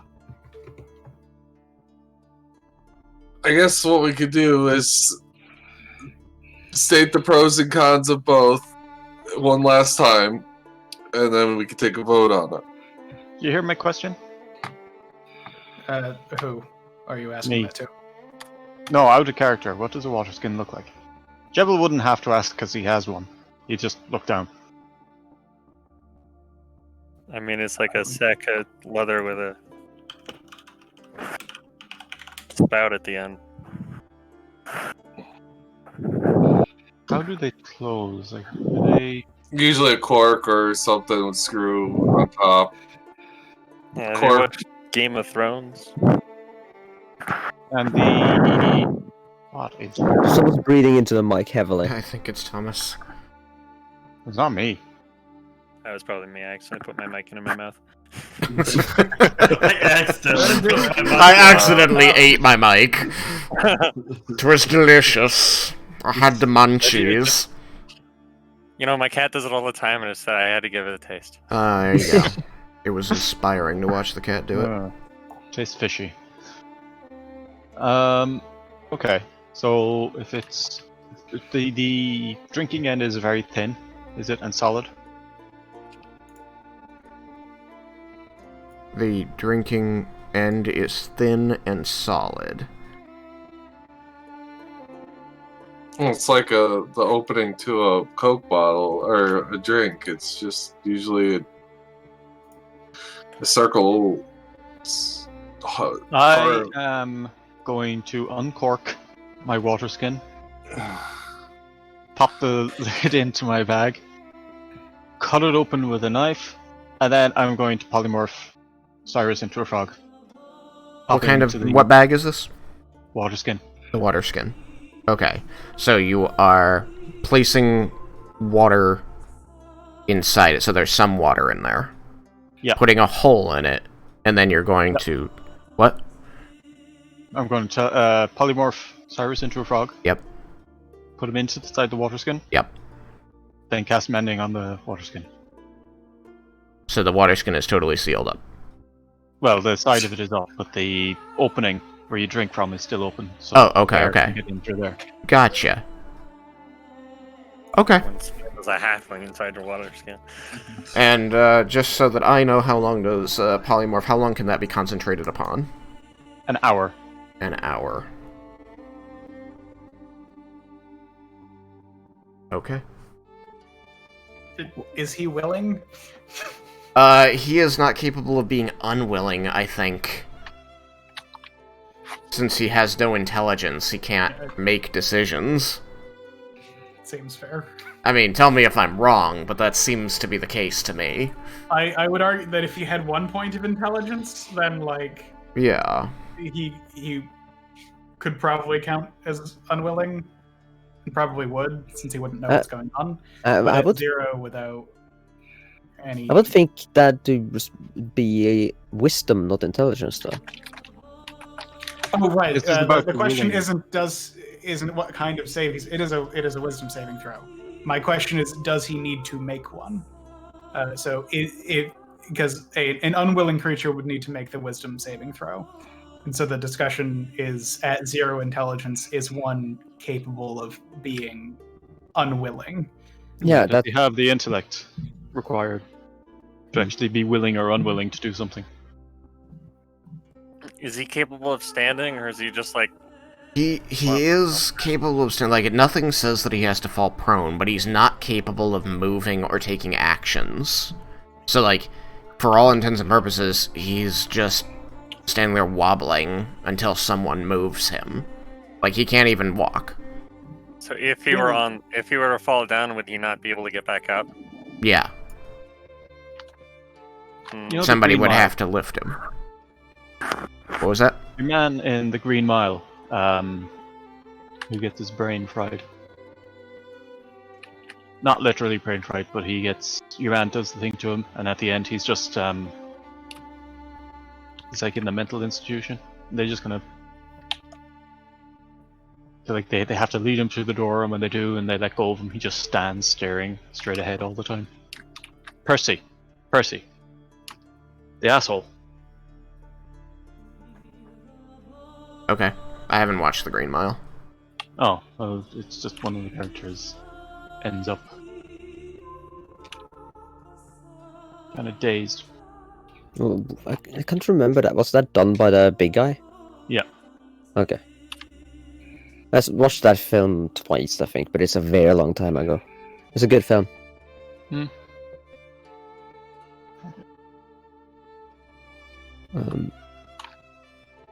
But yeah, anyway, So Leah, pros and Leah, cons. Leah. yeah, Lee was just gonna ask Jebel, what if you forget to take him out before the polymorph ends? What would happen to him or the water skin? Oh, he'll turn back into the Cyrus we know, and the water skin will be destroyed. Or at least torn. Maybe irreparably, but I'm sure we can get another one. Not gonna lie, that would be funny, but let's try not to do that. Oh, well, that's the plan.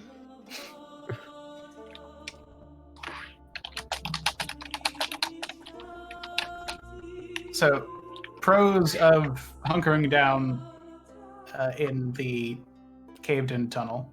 I mean, I suppose it doesn't have to be the caved-in tunnel. That is just my personal preference, as I don't believe hunkering down in a large intersection like this is a good idea, as it would be drawing more attention. Is that we won't need to be interacting with any drow. We are being concerned only about the creatures that are normally wandering around in this area. Anyone intelligent who has reason to be wandering in the area probably knows that area is caved in and would have no reason to go down that path.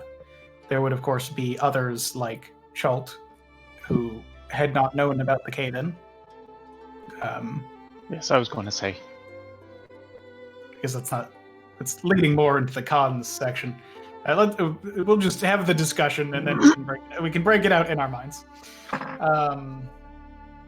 We would be able to alarm the tunnel so that we can be aware of any creatures coming in from the tunnel, and be prepared to be casting minor image to make it look like the rock slide, the cave-in happened at the edge of Lehman's tiny hut instead of where it actually is.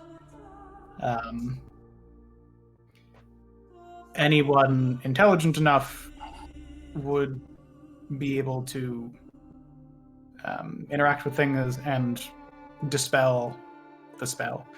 And I wouldn't recommend that we alarm the very end of the tunnel, as anyone detecting magic along the way in a more normal path would then see that there is magic there and become suspicious, and that is not what we want to do. Another drawback of this is that we are using Lehman's tiny hut for some modicum of safety.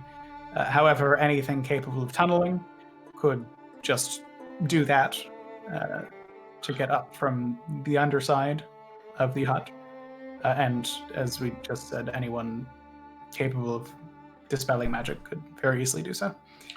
I imagine that anyone patrolling in this area of the Underdark probably has that prepared as a matter of course, as it's a useful spell when dealing with other people. The other thing to think about too is the fact that didn't our little boy that left us, Chult. kinda knew about this thing down this tunnel, and if this monster was down this tunnel, the odds of it being well traveled. Just a small thought I had. Because this thing... What point are you making? What are the odds of this creature being here and not being taken care of by people if it was a well-traveled area? So you think it was left there on purpose as some sort of defense, and or it was allowed to live there on purpose as some sort of defense, and so its disappearance is inherently suspicious and would provoke an investigation. That, and or the fact that it's might be just they knew it was here, so they didn't just left it because no one travels it. There's that possibility also. It doesn't seem a point against hunkering down in the other tunnel, since the other tunnel is caved in. Well, no, what I'm saying is if this was a well-traveled spot, we don't know when that cave-in was. It could be just that they don't use this way at all, period. Either tunnel. which means we would have less to worry about hunkering down there if Yes. either route is not used.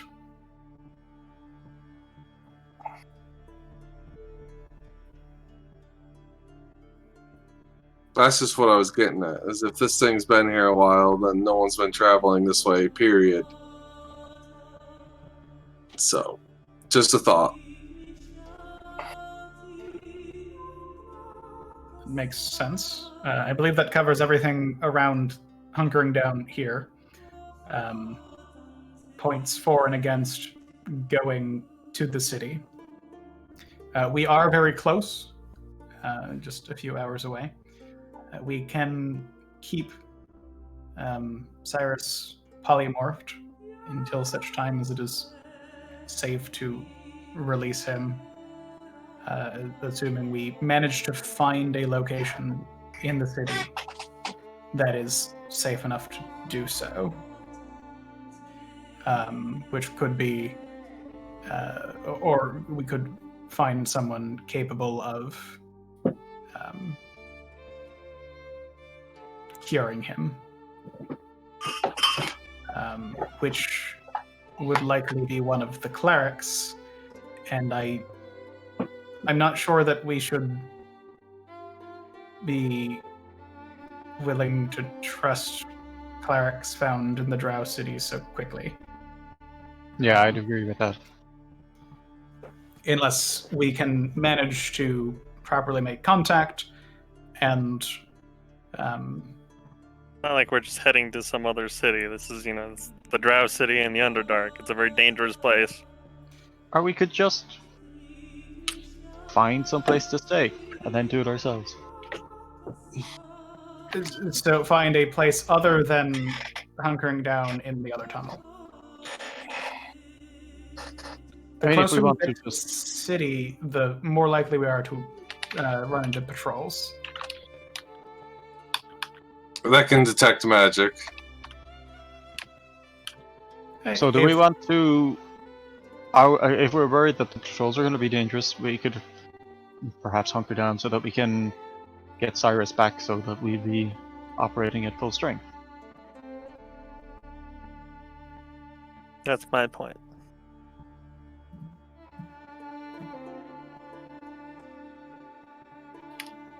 There is also the concern of time, though, in that while there is no immediate deadline of which we are aware, we do know that our actions, our enemies move quickly.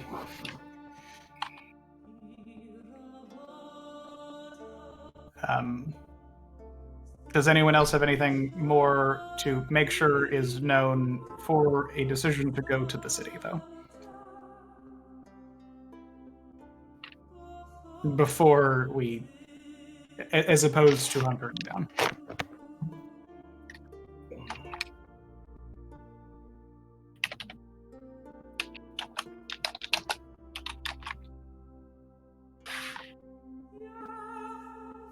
All right then.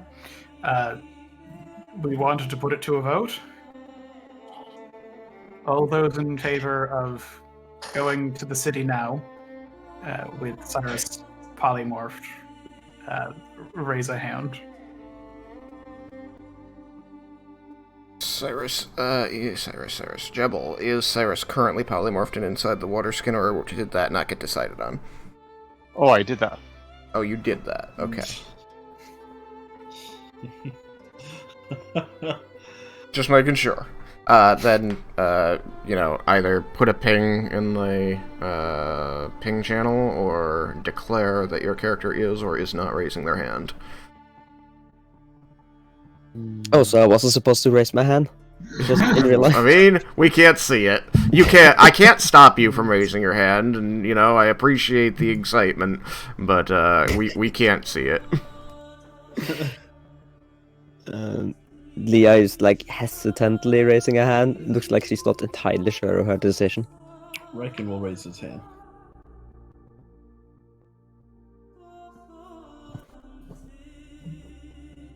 Yeah, Jeb was going to raise his hand too. This is in favor of going to the city now. as opposed to Yes. resting. Okay. Yeah. Just so that I'm clear. Well, that's going to put us in quite a pickle. Everyone in favor of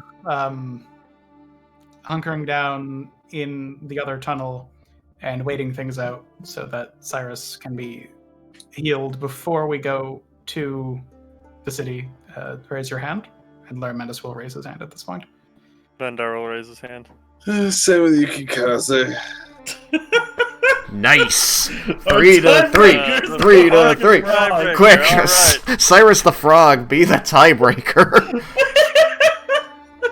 Well, you know, when you throw a frog, if it lands face up, So, what modicum of control do I have as a frog? Well, as a frog, you actually have intelligence, but you are a frog in every sense of the word. You are not yourself. You do not have your memories. You are a frog. You are trying to escape. Can I, so I can't recognize friend or foe? No. you're in a water skin. You are also in a water skin where you can see nothing. It is dark except for one little hole of dark. Where it is also dark. I don't think frogs have dark vision. I believe they do not. Yeah, no, I don't think they do know. You're in the dark hole of darkness. You just hear a plunk as the frog leaps within the water skin. And starts trying to stick its tongue out and hits the side of the water skin. Blip. Blip.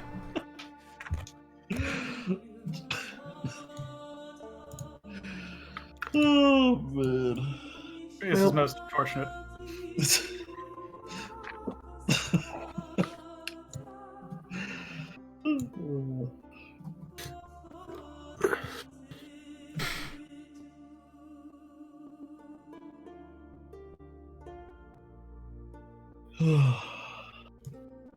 Does Ash get a vote? Does Ash get a vote?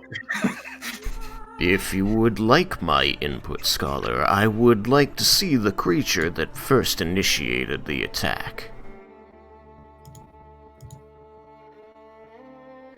You mean the one I qualified?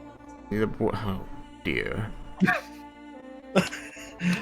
It's Also, it's like way over there. Yeah. When I qualified, that's in the wall. It's also in the wall. Oh, but then if we could find the corpse, we would know what happened when something was. There aren't that many tunnels. I just thoughts trail off. 1, 2, 3, 4, 5, 6, 7, 8, 9, 10. Not that many to try and figure out, you know, what happened to the body left in there.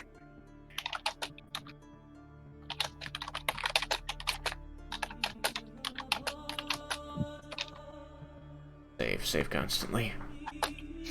Too much work has been done, cannot afford to lose. It crashes again. You're just like, you know what? The city is gone. You get there, and there's just a hole. Somebody scooped it out, and good luck. It just happens to be replaced with a desert temple that you've seen before.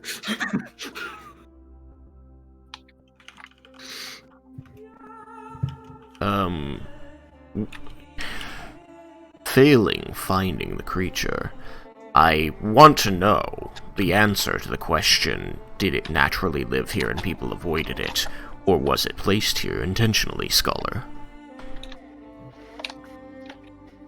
Any suggestion of how we might find that out? The way that I, had I an opinion on the matter, would lean would be based on the answer to that question.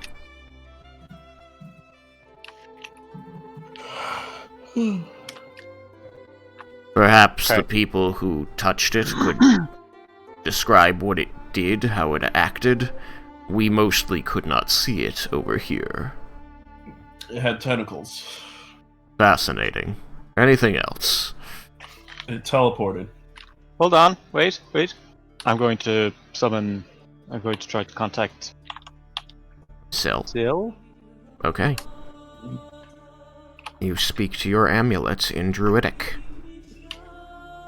And and after a moment it pulses green with life, the leaf growing slightly, and you hear the voice of the nature spirit speaking back to you in Druidic. Jebel, it's been a long time since we've spoken. Yep, I've been well. I'm glad. How goes your journey? Not without issues. Challenges are inherent to life. Yeah. These are some challenging challenges. Who started talking about the creature? Was it Raiken or Yukikaze? Raiken. So Raiken's going to start describing a creature. Would you be able to just tell me if you know anything about it? If it sounds familiar. I can try. Can I go yet? I'll nod towards Raiken. Yeah. It has tentacles. It can teleport. It could do voices, as it was doing Yukikaze's father's voice. Had the creature ever met him? Not that we know of. Could it talk in your mind? Yes. I believe so. That sounds like an aberration! You should destroy it. Well, I we go did. fight it. Excellent! Amaranta is happy. Aberrations are deleterious to her health. Armendus gets a sad look on his face when the mention of Yukikaze's father is, stated. But he doesn't say anything. No. He just, if anyone's looking at him, there is a brief flash across his face. I don't know if anyone's looking at him, but Vendar sees everything. that is true. I'm standing behind Vendar directly, and he notices. He can just hear the muscles move. I can hear the change in the wind.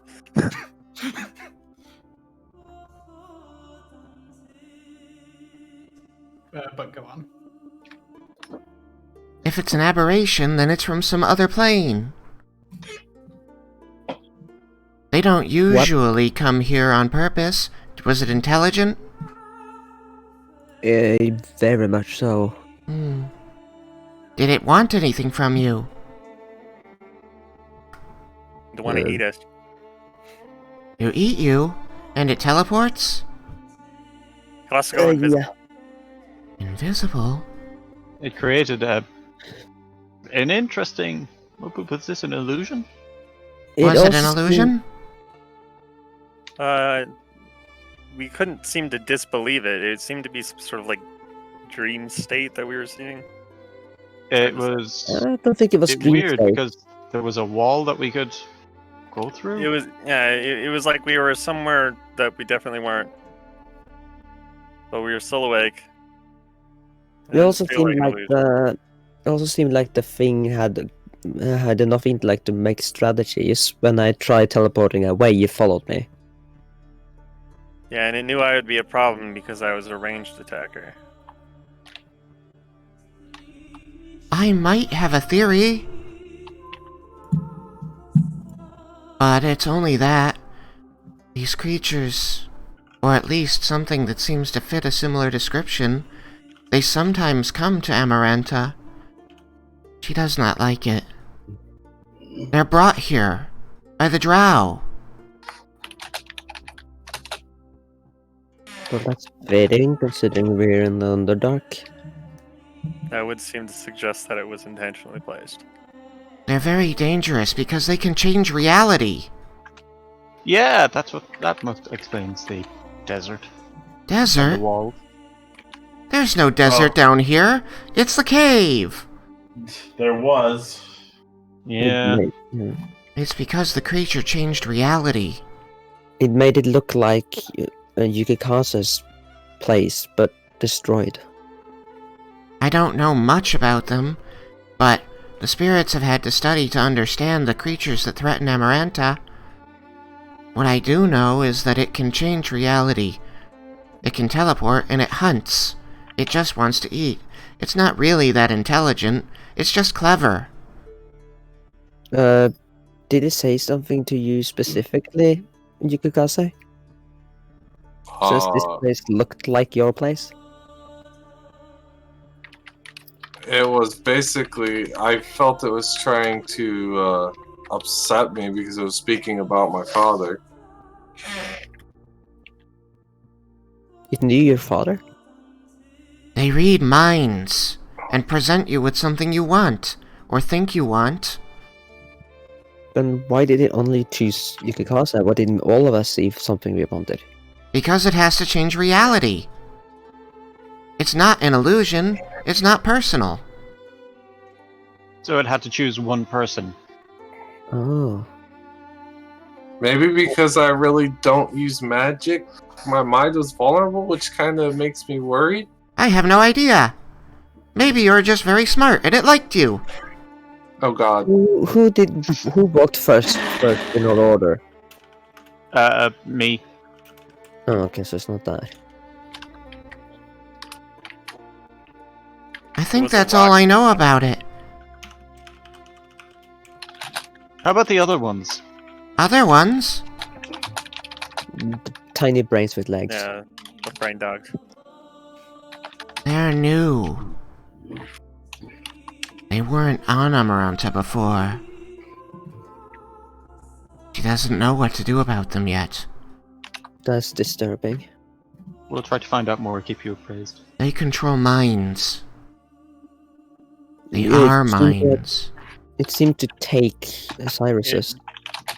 Yeah, turn him into a brain dead thing. You must heal him. He's at Yeah. great risk until you do. He's a frog right now. That's good. Smarter than he That's was. good? These creatures are much bigger than frogs.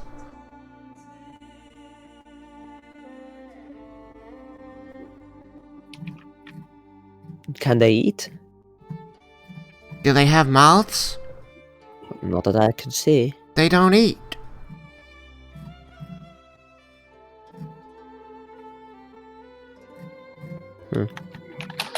You need a mouth to eat, silly. Just like if you don't have eyes, you can't see. Some things without eyes can see. They Just see like other very weakly. ways. Yeah, it's not really seeing though. It's The a earth different elementals sense vibrations in the ground. Others have extrasensory perception or very good hearing. Like bats. Bats have poor eyesight. There are magic that can make you see better, so there's probably magic that can make you see in general. Like, I can see more than the rest here. But many creatures that aren't humanoids can't cast magic. Yeah, it'd be hard if you didn't have eyes too. There's nothing to give you that input. Unless you create eyes. Like how Paramedic creates hands. Trouble. Yeah. We think the brains are related to the others. The Illithid. The what? The things that Yukikaze is worried about. I don't know that anybody in character has connected the two. The names of the Illithid, or? You've only ever been told they were called mind flayers by anyone in the world. Oh, have we? Oh. No one in character has used the term Illithid for them. It's Okay, very appropriate for her to be confused. Okay. Well then I'll be, the who? The Illithid. The ones from somewhere else. They've invaded Amaranta. They seek to take minds, and these creatures are their creation. That's kind of like what the things Zephyrus told us about. We don't know why they're here exactly. We don't know what they do with the minds they take. If they're their creations, could the creator be close by? It's possible. But if you're in the Underdark, which I think you are, these tunnels are windy and they connect in many ways, and they go very deep, and also very not deep. Well, if the creator could be close by, I'd double out my votes to go to the city. There's a city! Yeah, that's where we're heading. Cities are unfortunate. How so? They exist against nature.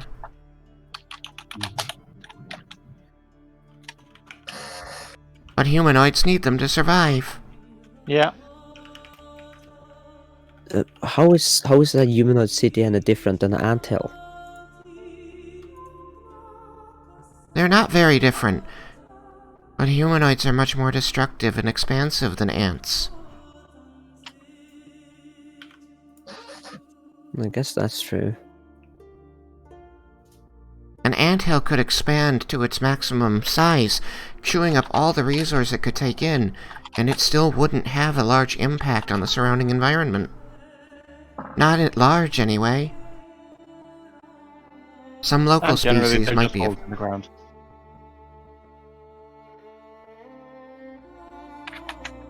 But humanoids, especially on the surface, they will take down entire forests to build their cities.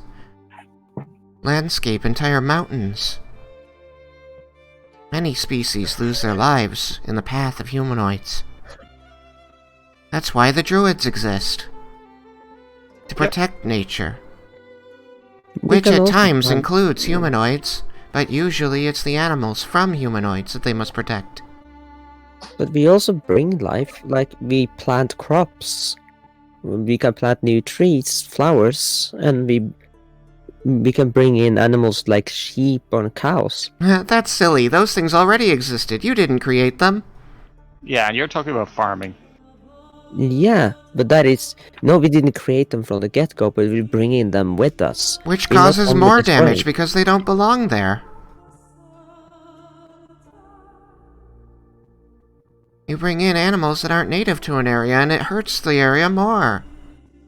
The native species are driven away. The food is taken up, or new plants must be grown, and those are poisonous to native species. But other native species also chase away other native species. Competition for area and territory is the word I'm looking for, is natural. Yeah, there's a So- balance there. But humanoids have no competition. There's no beast greater than them. There's dragons. There aren't many. More now than before. How many Right. dragons have you met? Hundreds. And how many people did they destroy? All. Like... There are no humans left on the surface? Not in Raiken's place. They were all driven away by the dragons. A city. An island. Several cities. Think so? Possibly.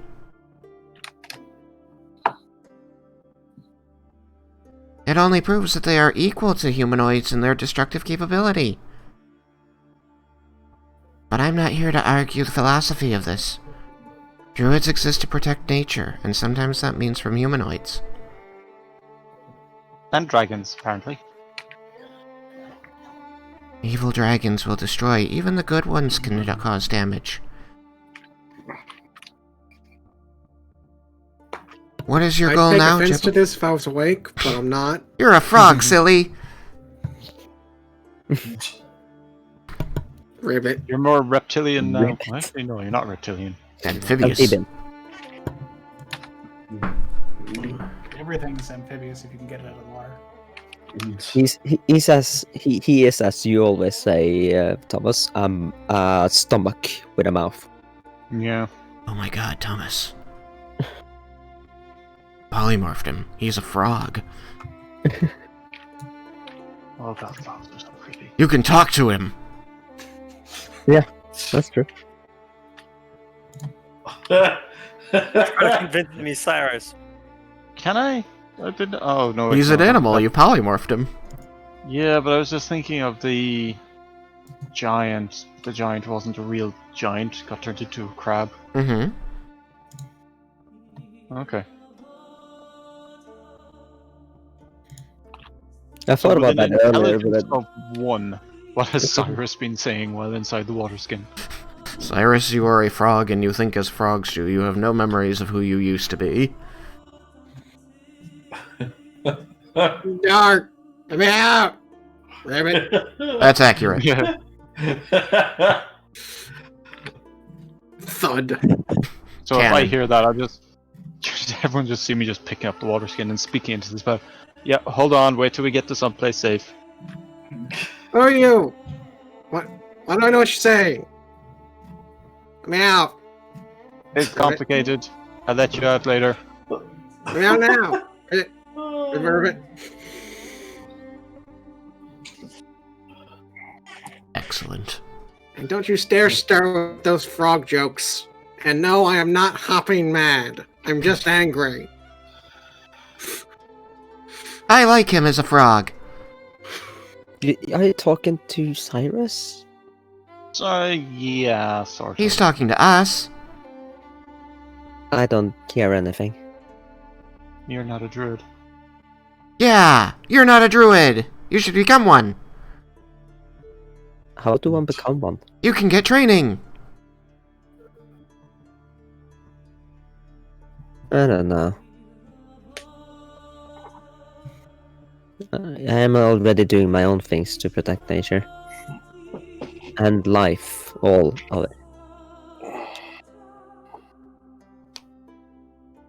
If you can find a way to remove these creatures from Amaranta, that would be good, Jebel.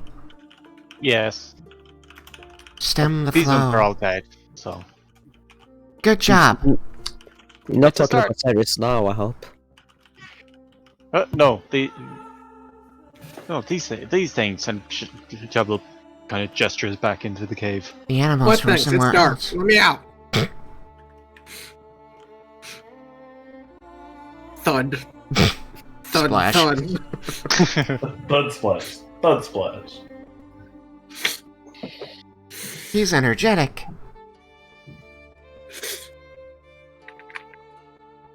There are other things I need to attend to. If there's anything else I can help you with, Jebel, just call me. Will do. I'm gonna look Goodbye. I'm going to look down at my water skin and just go, "God, I hope he's not peeing in there." I immediately pee. The paladin can Take a test it shit for you. good measure too.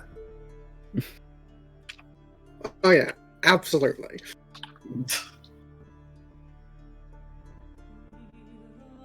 I think we should be on our way. I don't know if we've come to a final decision. on Oh, that's right. which You way just want that us to is. know about these things. According to your, sill, it was brought here by the drow, very likely. Which means that it was probably strategically placed and will be missed. Which means we probably should go into the city. It means that before long, the drow would probably come looking, and would probably find you.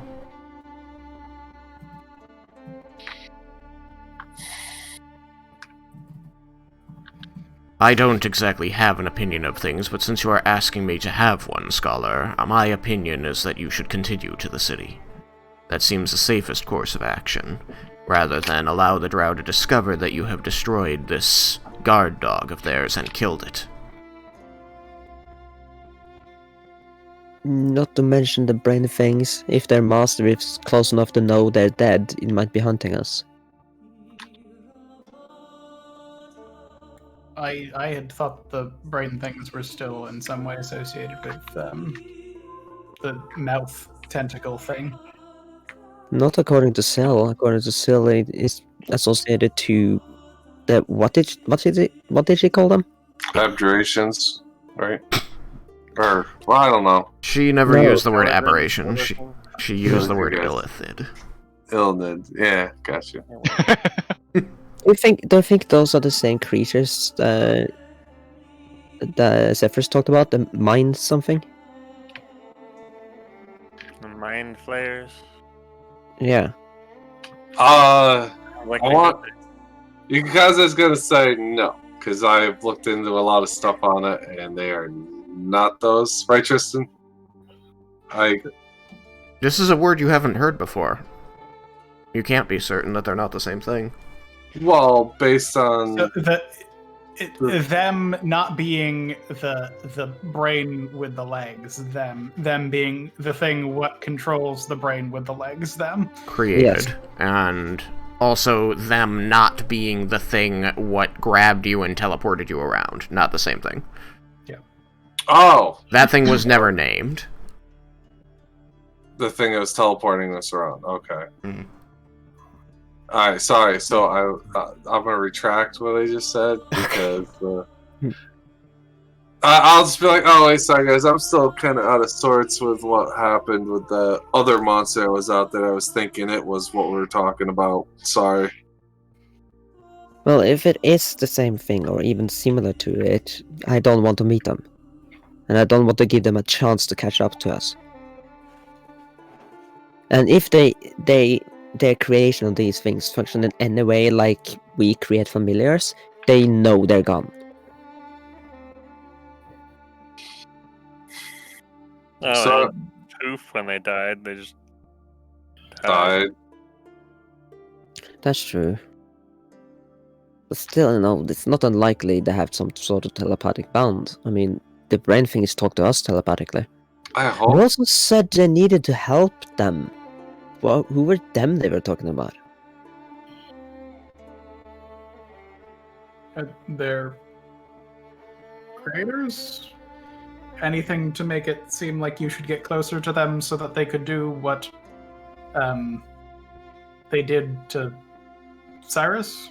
They said this when they were like right next to me. Like when And they then you first ran showed up. away.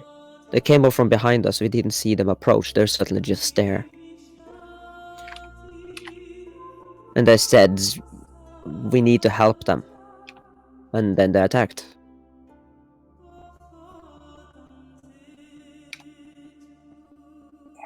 So the robbers are not talking about us. And the only other creature here was the tentacle thing. Unless there are more creatures here that we don't know. I look around scared. perhaps something Given- is going on nearby.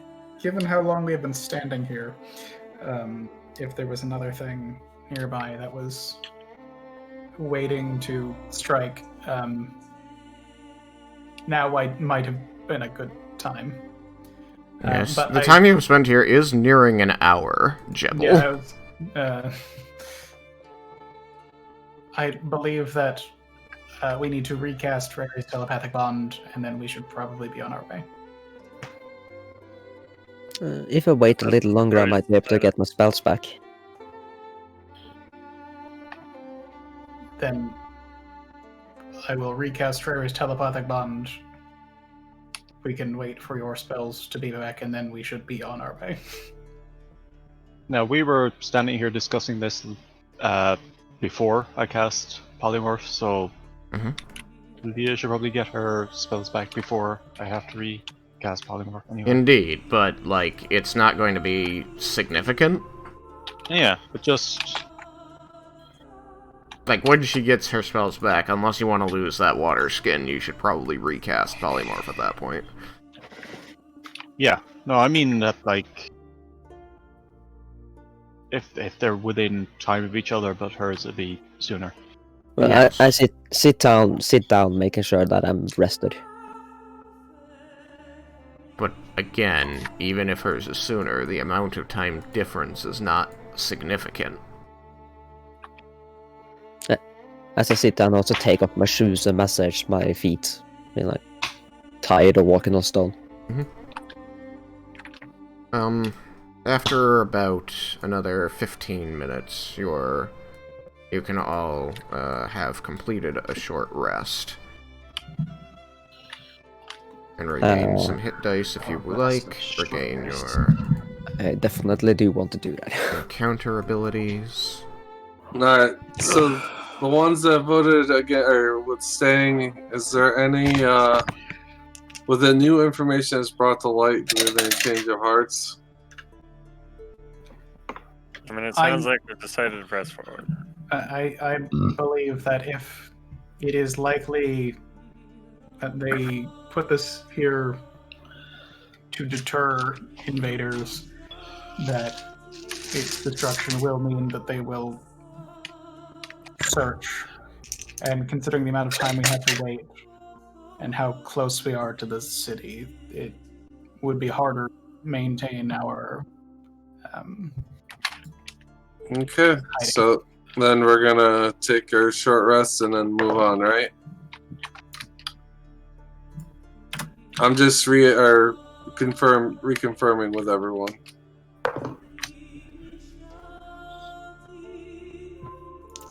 yes.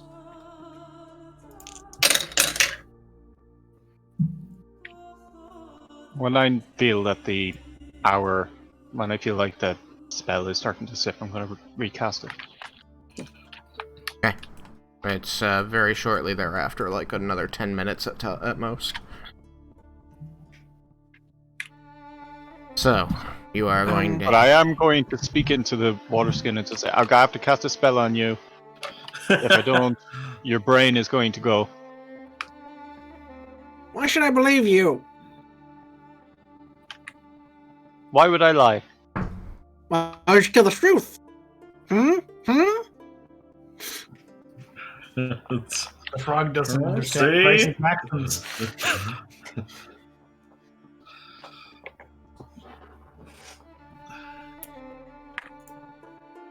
You're the one that went and stuck me in this hole. Get me out. While once we get someplace safe. Alright, So we're not safe here. if you've got the stat block for a frog in front of you, Derek, You have a -1 to wisdom. -1 to wisdom, you have to make a wisdom saving throw. The That's emergency. a 8. Successfully cast a spell on you. You don't feel any change. Yes, Guaco. The pendant of emergency shield did not recharge. Okay. By the way, does Frog Cyrus get a short rest? Frog Cyrus. Frog Cyrus. Yeah, but I don't know that will affect regular Cyrus.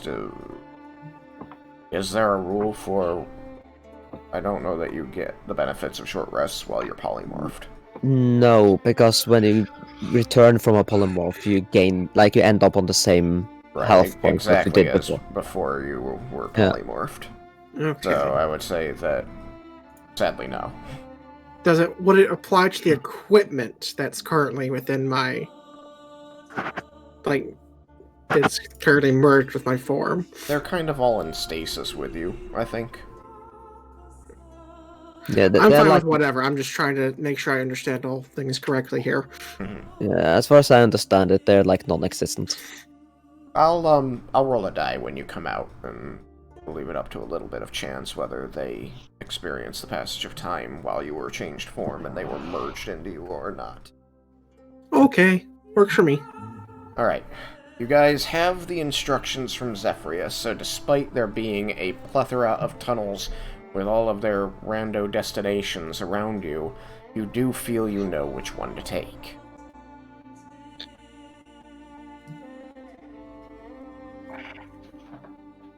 It's this one. So, you're going to take that tunnel. You have chosen, just to reiterate, to continue on to the city of Umbralight, rather than risk being caught out.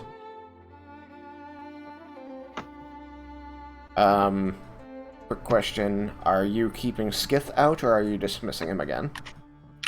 Banishing him. I'm going to dismiss him again. Okay. He, I believe, does not have dark vision.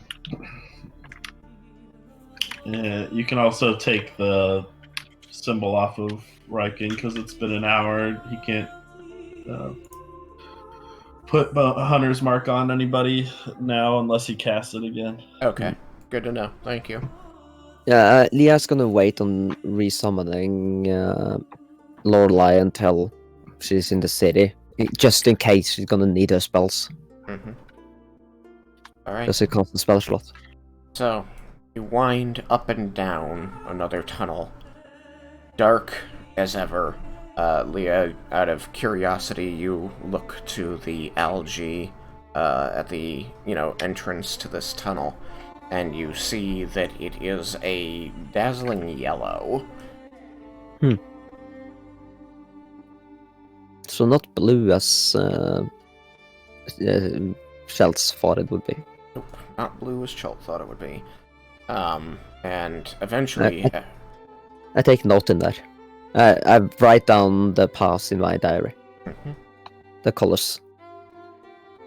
Eventually, the path that you are on, the tunnel you are in, begins to widen out, the walls flowing away from you slowly, until you see that it is like the conical entrance to a vast cavern. And ahead of you, you see the high stone masoned wall of a city that looks like a fortress. The stone ahead of you appears, well...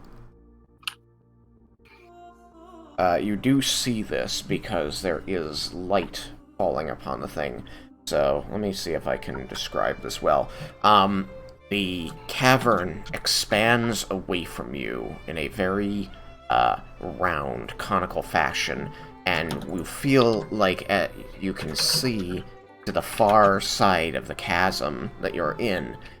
The whole thing feels like you're on the inside of a marble. The walls are curved up to the ceiling, and the floor is rounded as well.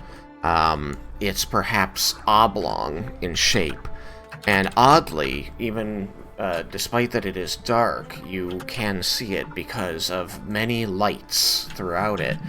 Some of these seem to be torch or candle lights along the walls or within buildings, and against this northern wall, you see a stone wall in a circle represented by this gray area that it is encapsulating, with these red gates, these high buttressed black stone walls, and even from here you can see the glint of silvery armor and weapons upon the walls, as of, comparatively tiny figures patrolling them. The light in it, the light that really seems to be bathing this area is not the torches, but you find that there is a point on the roof of the cavern, surrounded by stalactites, some large, some small, and at this distance the large ones could be mammoth. Your perspective is skewed. This point of light, almost like the moon itself, is, in the sky, represented by the stone cavern ceiling. And at that point of light, you see this glimmer, and you realize that there is a stream of water falling from this point in the ceiling. The light is illuminating in a line the tube of water that is this waterfall. And you can see that it falls down into a basin high up on the wall of the cavern, and from there spills out into smaller waterfalls below, feeding into each other, and into ravines that cascade down the side of the wall. And at the pinnacle of this, you can see this structure here, illuminated both by the moonlight and by a plethora of torches over its surface. It appears to be this a regal building, almost like Lightstone Keep in Volinar, however cast in the black stone of the Underdark, or perhaps even obsidian. The whole place appears to be illuminated by this aura of silvery moonlight. Each of these gray curves represents a sheer face, a tier. So this area is 3-tiered. The lowest tier hidden behind the wall, the mid-tier mostly hidden behind the wall, and the only thing visible from where you are in its entirety is the highest tier closest to the waterfalls, with the rivers pouring down in between. It is vastly different from anything you have seen so far in your travels in the Underdark. Something that actually seems planned out, as opposed to naturally occurring or having had advantage taken of it, such as in the Gulch.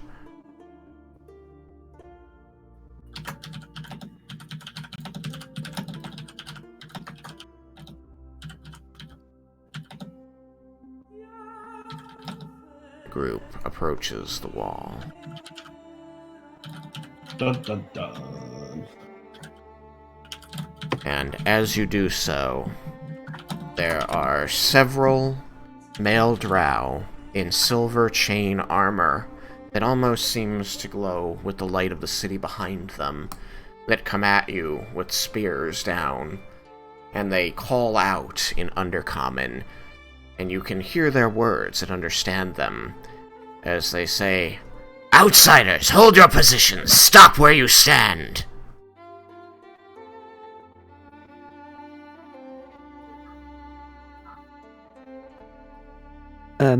Hi. Take us to get here.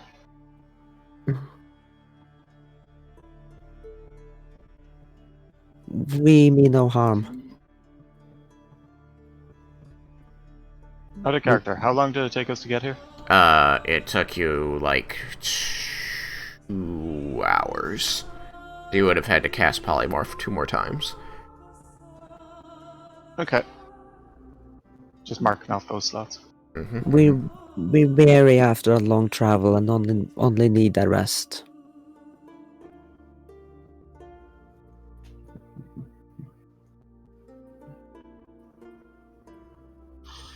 And I do say this in Undercommon.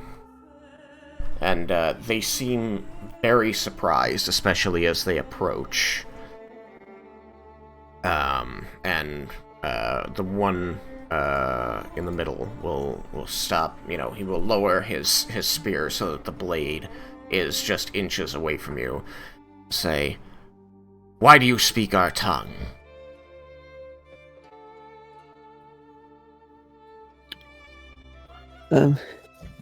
It was taught to us before our adventure. Tristan, I can roll perception to see if I see any signs of the mark, the friendliness mark. Yeah. The friendliness mark. Just a big grin. Grins aren't always friendly. It's just the friendliest of grins. What are you talking about? Let's see. That's a pretty good roll. Perception is... Ooh, that's a very good roll considering my perception is high.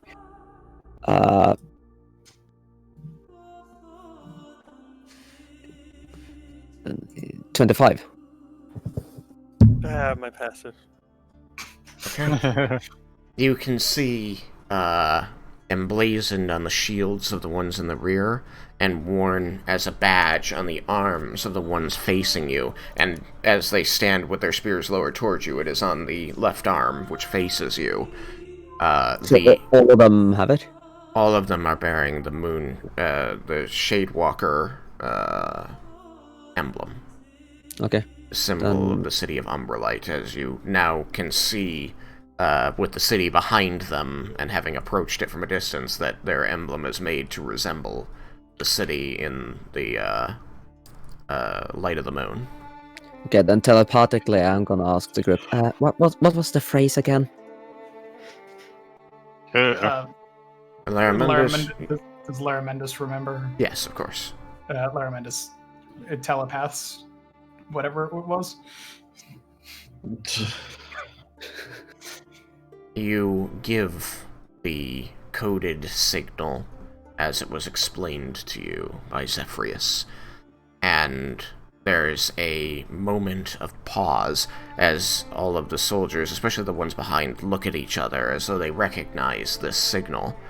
And the one in front of you is going to upright his spear, placing the metal butt of it against the ground with a clang, and he's going to take a step forward and lean down to look at you, his red eyes apparent in your devil's sight. And he's going to say, "Are you the leader of these men?" Yes. What news have you? And you recognize this as the next cue for a coded message. Oh, okay. Which Laramandus can give you the answer to, because I never actually went through. There wasn't a reason to go through and actually come up with the cipher. Yeah, that's fair. So, after Laramandus gives it to me telepathically, I will say it to them. You deliver it to him. At which point, he will signal to the others. He will give a signal to the others, and they will move out and around your crew. And he says, "You will be escorted into the city under guard. You will be taken to a holding cell. I am to explain to you that as an outsider within our walls, you have no rights. However, you will be processed quickly. And you know from your memory that this is what you are supposed to be told." Okay. Thud. Thud, thud. Oh my god. Plop, plop. Is that symbol on Jebel just Cyrus's logo very small? No, it just lets me know that there are two on top of each other. Okay. Okay. It would be hilarious, though. Yeah, it always looks the same, even if I put it here. Well, I guess you can't hide behind other people, but if one is completely hidden behind another, you get this. Okay. That lets you know that there's two on top of each other. So if I do that, now he's got it. I see. Oh yeah, now I see it clearer. It's like a folder symbol, like a fold paper on paper. Yeah, it's like a paper on paper, really. Yeah.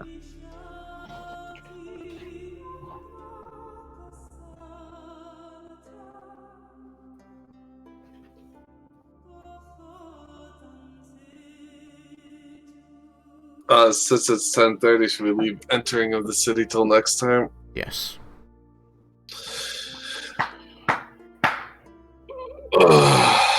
Congratulations. You have reached the city of Umbralight. I'm gonna get dead. It kind of looks like a crystal ball. Oh. Yeah, I could see that. Unfortunately, I had a hard time thinking of how to represent it in 2D from top down, but it's like it's a very 3D city in that it's vertically tiered, with the top up here being the highest and being very peaked, like climbing the wall of the cavern. Like there's this like mountain basically jutting out back here that contains these lakes and ponds. That are all spilling into one another, and these are just like built right up against it. So the grayish color is elevation. Yeah, these are like cliffs that they couldn't build upon. Right. And they represent elevation, so like this would be a path to climb up, like there'd be a stair here basically, or a wide road that climbs up. So, just a nice pumpkin with a bat on its head and shiny bald spots. Yeah, I see that now. Thank you. I worked very hard on it. I like the freckles the best. I mean, spent a lot of time in the sun. But yeah. Have to find out what happens next time. Yeah. Experience? Yes. Experience for the fight. You will be receiving... This thing is worth... that much.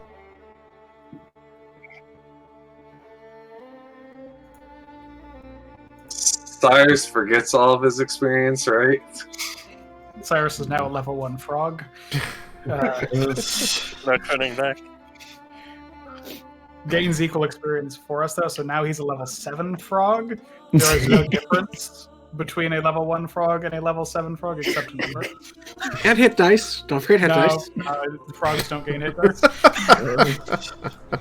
Does it gain proficiency bonus? No, it sucks being a frog. Okay, everyone is going to receive 1,150 experience points. He gets more proficiency in croaking. What a nice round number. I mean, I usually just round up or shave off any weird numbers on the end. Yeah, then Somehow I have 502.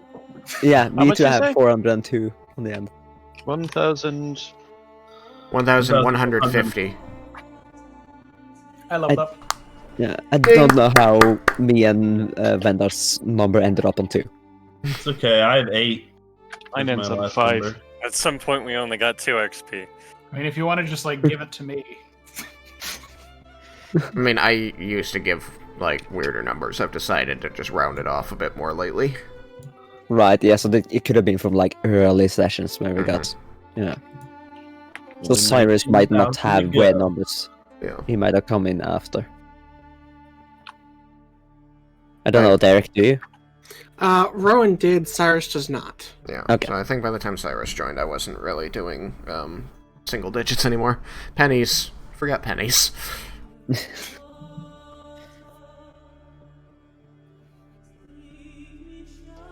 gonna get Morton Kanan's magnificent mansion. Good Is that job. like tiny hut better? Is that like a better tiny hut? It's a mansion instead of a tiny hut. It's a tiny hut that that is only visible via magic sight and can only allow in the people who you decide to be able to allow in, and is also a mansion on the inside. So it makes a doorway that opens into a mansion. Yeah. The with Magnificent food, Mansion is pretty awesome. Servants, the works. The works. You get fucking so pampered for a night. Oh man, we're gonna be living in luxury now. That's just yeah, it's just if Sam lets you. Sam be like, I'm sorry guys, I'm turning in for the night and do some studying. I cast Goodbye. Damon's tiny hut, and then cast Morton Kanan's magnificent mansion and walk in.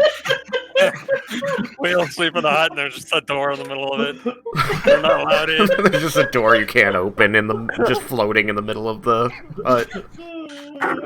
No, the door is invisible though, so it is very difficult to be you basically need to use detect magic to know that it's there, and then it's a 7th level spell, so dispelling it is not as easy as casting dispel magic. True, but if you've got 5 people stuck inside the hut and they know that there's a door in there, couldn't they walk into it by accident?